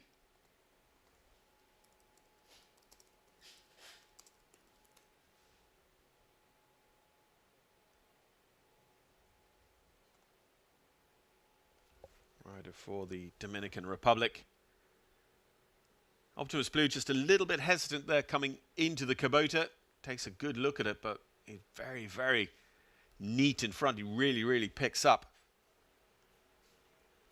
And a little bit under pressure as well, because we said that time of Henrik von Eckermann, 72.11, is what they have to beat to ensure their qualification spot at this moment. And it's pretty pacey, but look at this. He is coming up here. He's just going to make a bit of shape out of the WEF double, and that perhaps costs him because he didn't come up there on a pure one. Has the last down as well, the back rail off the Adequan, so it is in fact going to be 12 faults. The time, 66.60, is very, very impressive, but somewhat for naught when you put it together with 3 down, 12 jumping faults, and our rider for the Dominican Republic goes out of the qualification zone for the moment, Andres Julio Soto Peña.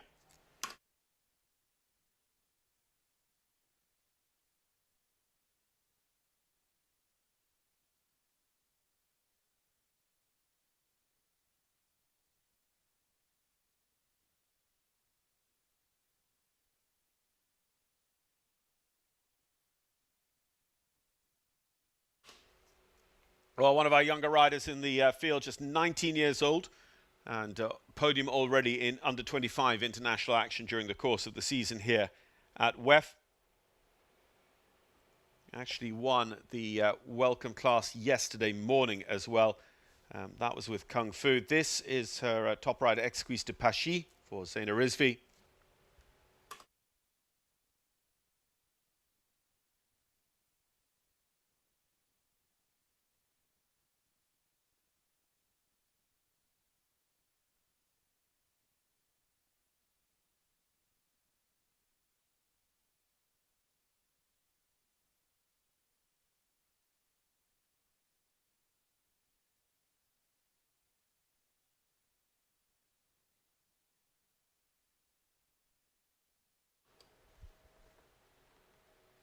You just saw her nice, again, when you focus in on the rider, the seat and the hands, just sat up, took that hand, raised the hand, really, really balanced the horse going into that double of viaducts.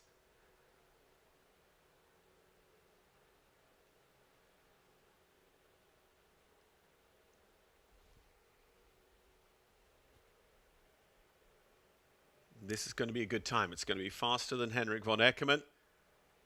Of course, just would have snatched his spot a moment ago anyway with Andres Soto Peña's 12 faults. Zeina Rizvi, 4 faults, 69.20, goes into 14th position, takes up her own qualification spot. I'm going to say that Henrik is still our last guaranteed qualifier, and he is now in 21st on the ranking.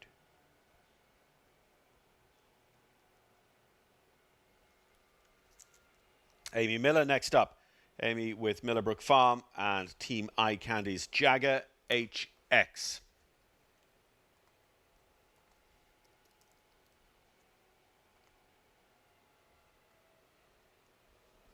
Canadian team rider, Rio and Paris Olympian as well. Amy's had a couple of class wins over the course of circuit this spring.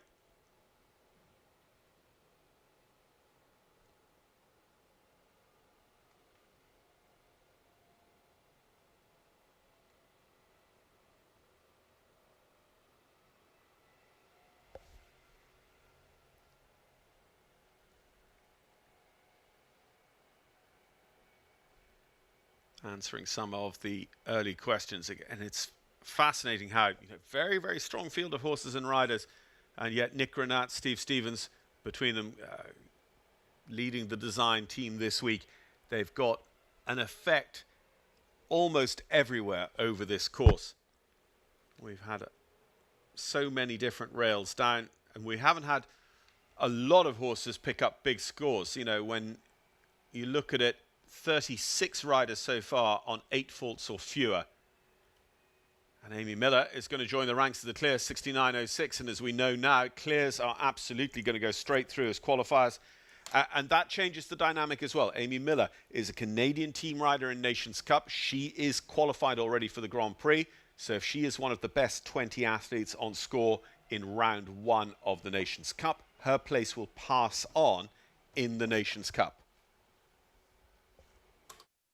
Emily Conter creates the same scenario.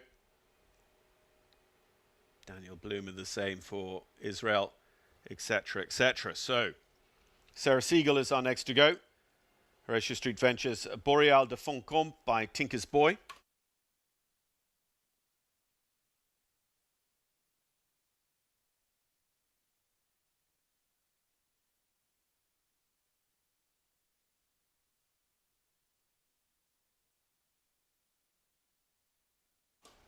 Boreal de Foncombe last in Grand Prix action here during the course of week 4 for Sarah Siegel.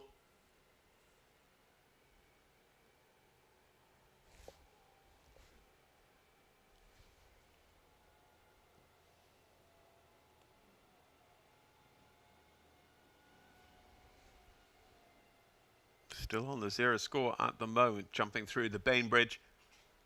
Again, we've seen a couple of the Bainbridges down. We've seen it stay, and then this Kubota down. She's actually quite far left of centre here. Is that going to trade up into a nice distance and spot here? She's certainly having to work a tiny bit for her spot and distance to the viaducts, but it looks like they both stay.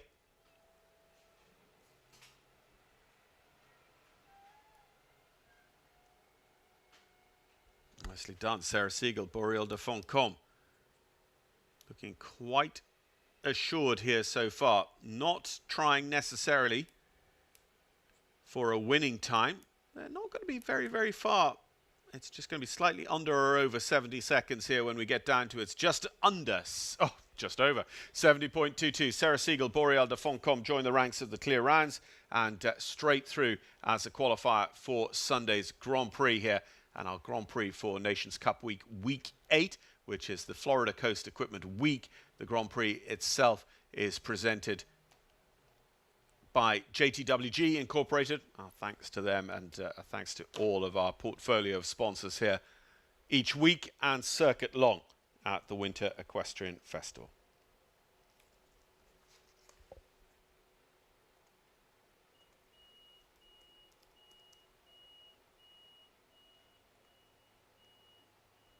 Rodrigo with his Paris Olympic partner Major Tom for Artemis Equestrian. Vagabond de la Pomme, the sire of Major Tom for Rodrigo.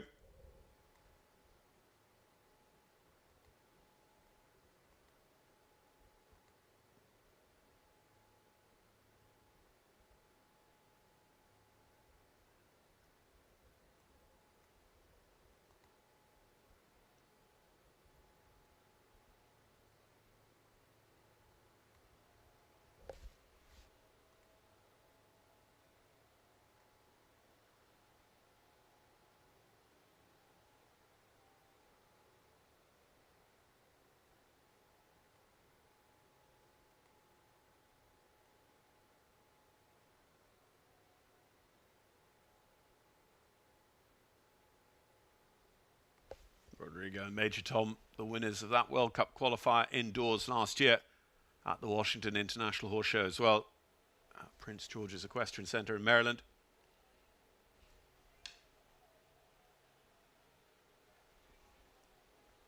Rodrigo not going to jump for the Brazilian team this weekend, and thus, you know, he is here settling in for the clear and delivers on it. 70.37, very, very similar time to Sarah Siegel moments ago, into the ranks of the clears and into, therefore, the starting ranks of our Grand Prix on Sunday. And that is pretty much job done for Rodrigo. And it's funny because, you know, you would definitely say that Rodrigo wasn't trying to win this class, and yet he's still there just around 70 seconds. And that is because of the level of experience and the partnership that he and Major Tom have at the very, very highest level of the sport. It just naturally turns into an ability across the ground.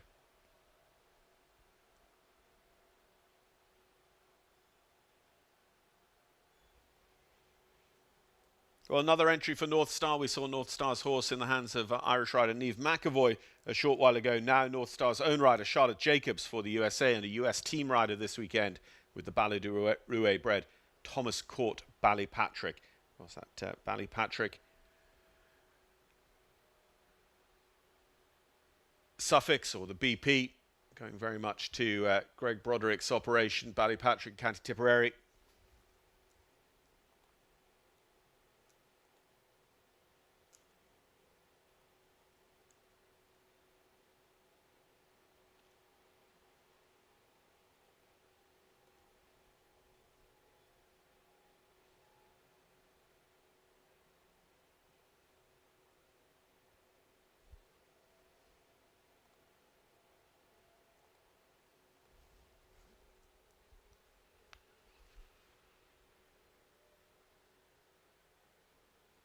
just rushed a tiny bit into the Kubota, you would feel, against Charlotte's plan, and then she sits up and she really makes it happen. She gets Thomas Court-Patrick to absolutely concentrate and focus on her, because we've seen quite a few end up having problems at the viaduct straight after the Kubota when the rider doesn't step in and tidy up the approach and the way they jumped and ended up having down the Florida Coast Equipment Kubota fence.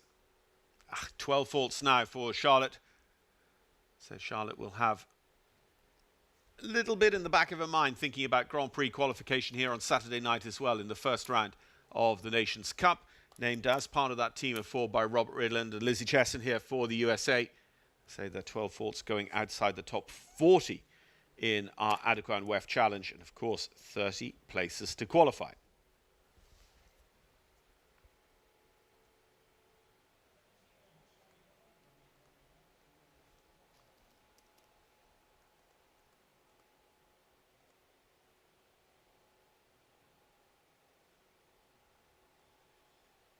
Our championship medalist for Great Britain, Amanda Derbyshire. Amanda, part of that bronze medal winning team performance at Rotterdam back in 2019. She has been top 10 already in Grand Prix action this circuit with this horse, Cornwall BH.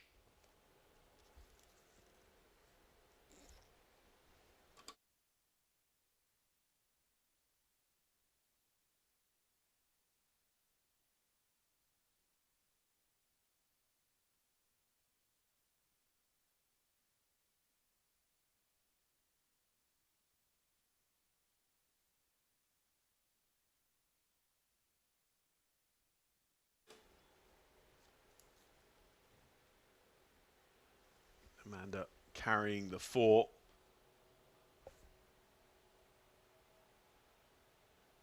So it is Tiffany and Battle Cry 72.32.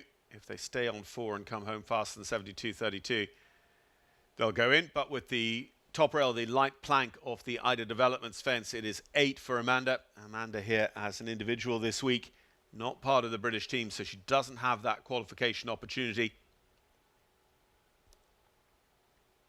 Our fastest 8 faulter, Roberto Terrantafour, currently holding on to the last qualifying spot in 30th. Amanda and Cornwall, though, with 3 down now, 12 faults, 42nd position.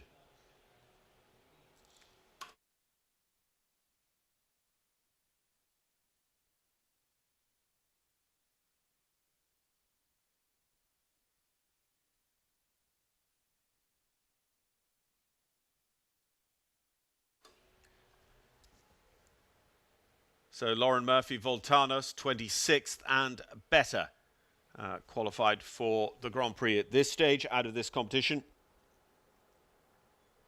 It's Patricio Pascal for Mexico and Alicia Santa Rosa by Presley Boy. Come forward to challenge here in the Adequan WEF Challenge Cup.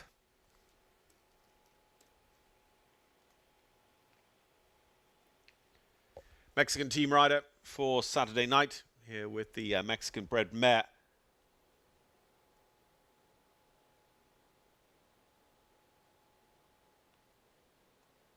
Patricio, Tokyo Olympian, medalist at the Pan American Games in Lima, Peru.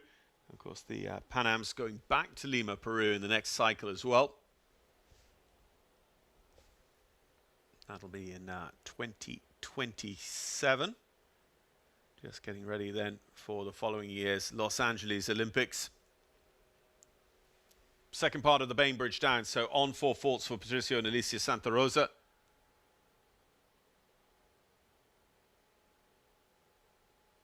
No 8 faulter currently inside the qualification zone. Our 30th position held by Peter de Brabanda and Dothraki Warlord with the slowest 4 faulter. And now that Patricio is on 8, place in the Grand Prix for the moment eludes him.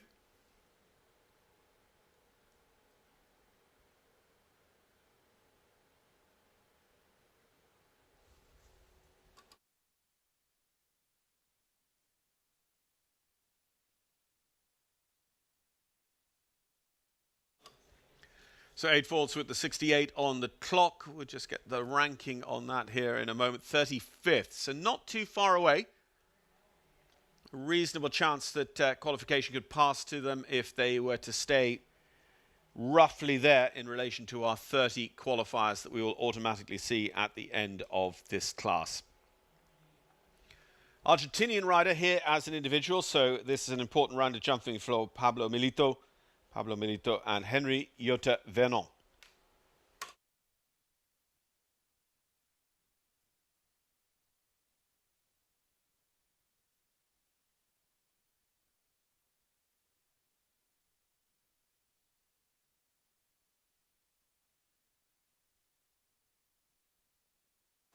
First international show in North America this spring for Pablo Milito. Can he make it a good day at the office with a spot straight into that top 30? Now he puts himself on the back foot, drags the back legs past those VW campers, that vertical off the right-hand rollback turn early on course here. Course set by Steve Stevens and Nick Granat.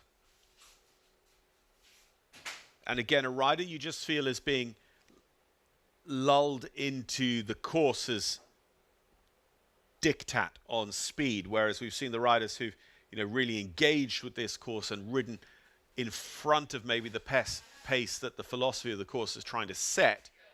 They're still able to jump clear. They're able to do so on very, very competitive times.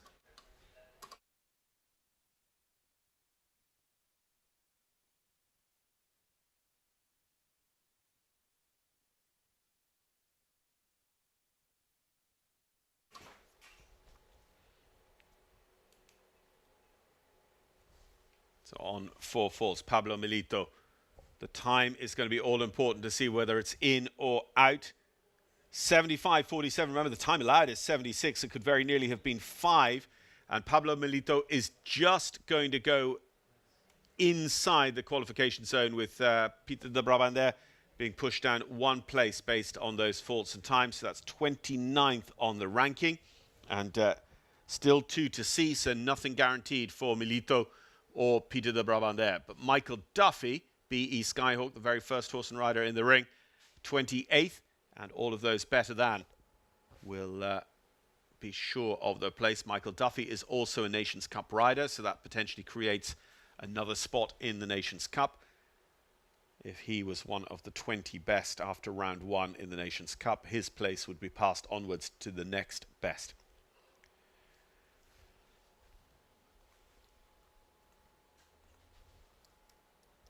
Well, we see young riders here in North America can use the circuit to really make a name for themselves. This is another young rider, just a couple of days off his 20th birthday, Ansgar Holkers Jr. Already top 5 in our week 4 Grand Prix with this horse, Pixel K van Kattenheimer. Ansgar, many, many times a big winner. I remember him winning some of the Youth Nations Cup individual classes at the Palm Beach Masters show. Also very, very successful at the several weeks of circuit at the Ridge here in Wellington, jumping national classes. Ansgar, unfortunately, there with the 4 faults at the Kubota.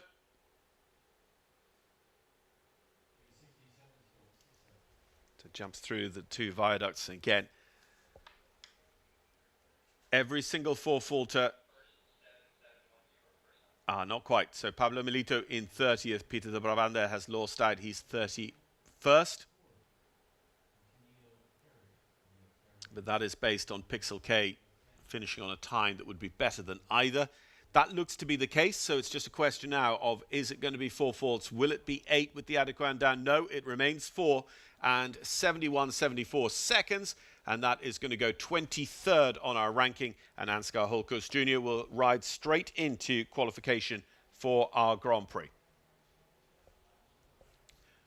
One more horse and rider pair to see in week 8 Adequan WEF Challenge. Remember, this week it's a 1-rounder. So no jump off to come. As it was, we ended up with 14 clear rounds so far. Could it be 15 with this rider?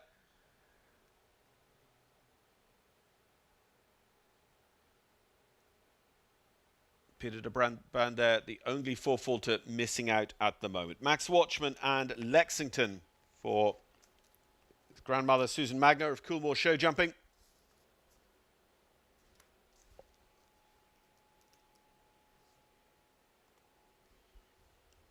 Max, Tom and Alice Watchman all riding here with great success the last several spring seasons.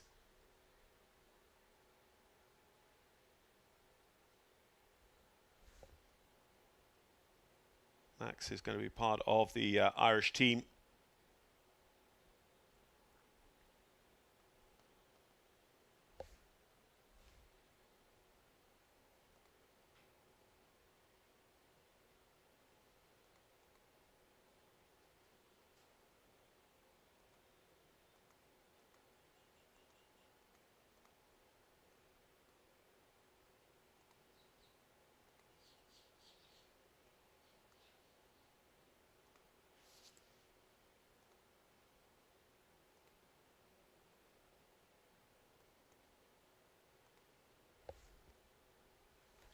So just carrying the four, turning back out of the end of the ring up to this WEF double. Time-wise, if he stays on 4, he should be through, because it's going to be closer to 70 than 75, which is the times going out. 69.77. Max Watchman and Lexington, he'd have liked to have done it on the clear round, but it is going to be right there anyway. One of our fastest 4-faulters, in fact, in 19th position overall. Max Watchman and Lexington have done the Grand Prix qualification piece. Now they can focus in on being part of the Irish Nations Cup team for Michael Blake here on Saturday night. Ireland looking to retain victory from 12 months ago here at Wellington as well in the 4-Star Nations Cup. Florida Coast Equipment, Week 8 will continue. With the Adequan WEF Challenge Cup going the way of US rider Spencer Smith and HHS Seattle in that very, very fast 65.05. Laura Kreit in second for the USA. She's a Nations Cup rider. Marilyn Little in third. Here's our results then going on to Emily Conter, Nations Cup rider. Amy Miller, Nations Cup rider. Luis Fernando Lorathabel and Baroness. And of course, the reason I'm pointing out those Nations Cup riders is they potentially create more space for qualification in the Nations Cup. 20 athletes taking out those already qualified, the best 20 in round 1 of Saturday night's Florida Coast Equipment 4-Star Nations Cup will also pick up Grand Prix qualification.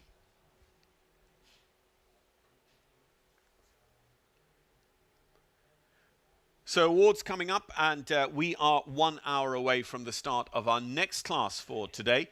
Here in the International Arena, we're going to be bringing you the live stream of the Brain Juice U25. It's the Brain Juice U25 Welcome, looking to qualify riders forward to the Brain Juice U25 semi-final Grand Prix here tomorrow night. That's going to be an evening class starting at 6:30, and we have 2 classes for you on the stream tomorrow as well, with the 4-Star Dodd Technologies Meter 45 Classic in the morning as well. That's a 10:30 start provisionally for that one.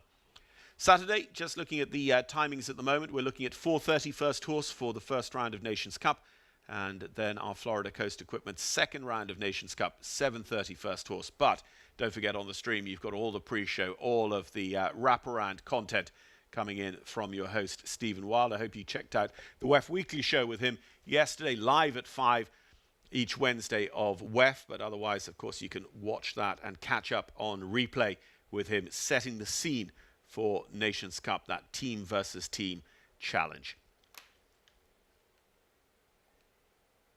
Sunday then, it is going to be our 4-Star Grand Prix JTWG Incorporated's 4-Star Grand Prix, a $200,000 class. That will take our major attention here on the live stream to culminate Week 8's international 4-star level jumping.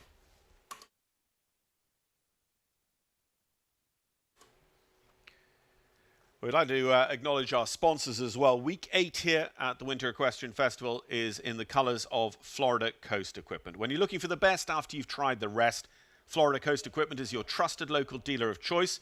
Explore their lineup of powerful tractors, versatile RTVs, and agile zero-turn mowers.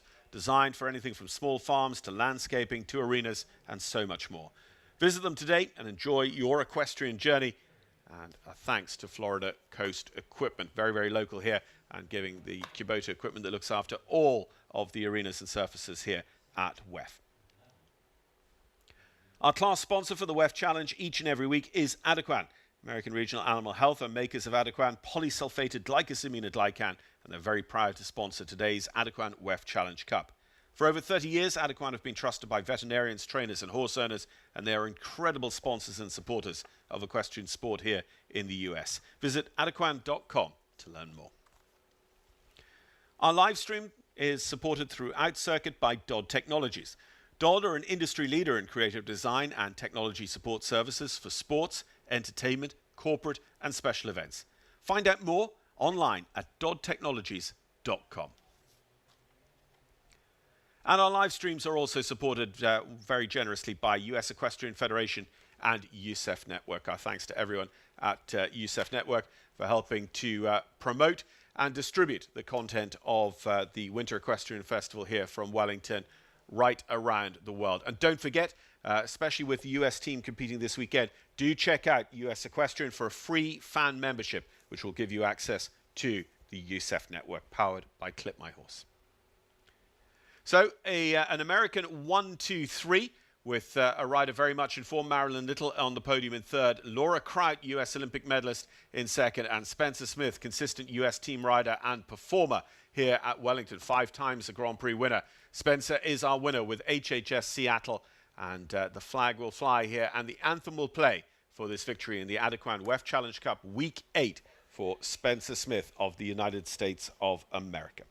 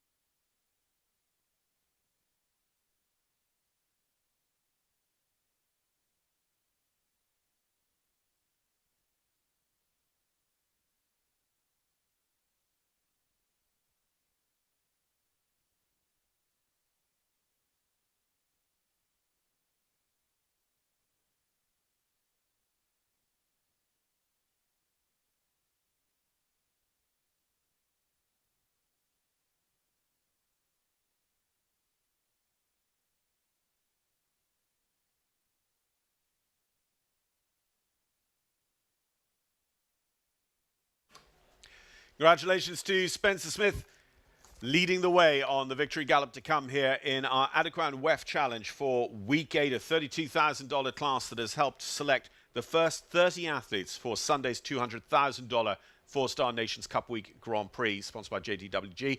And then, of course, it is Nations Cup here, Florida Coast Equipment, Saturday night, 4:30 first round, 7:30 second round. But do check out the timings for all that wraparound content.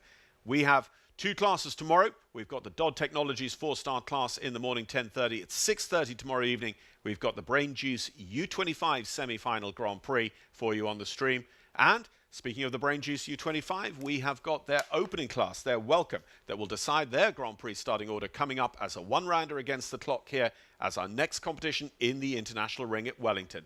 It is 11:45 first horse. Do come back and join us for that.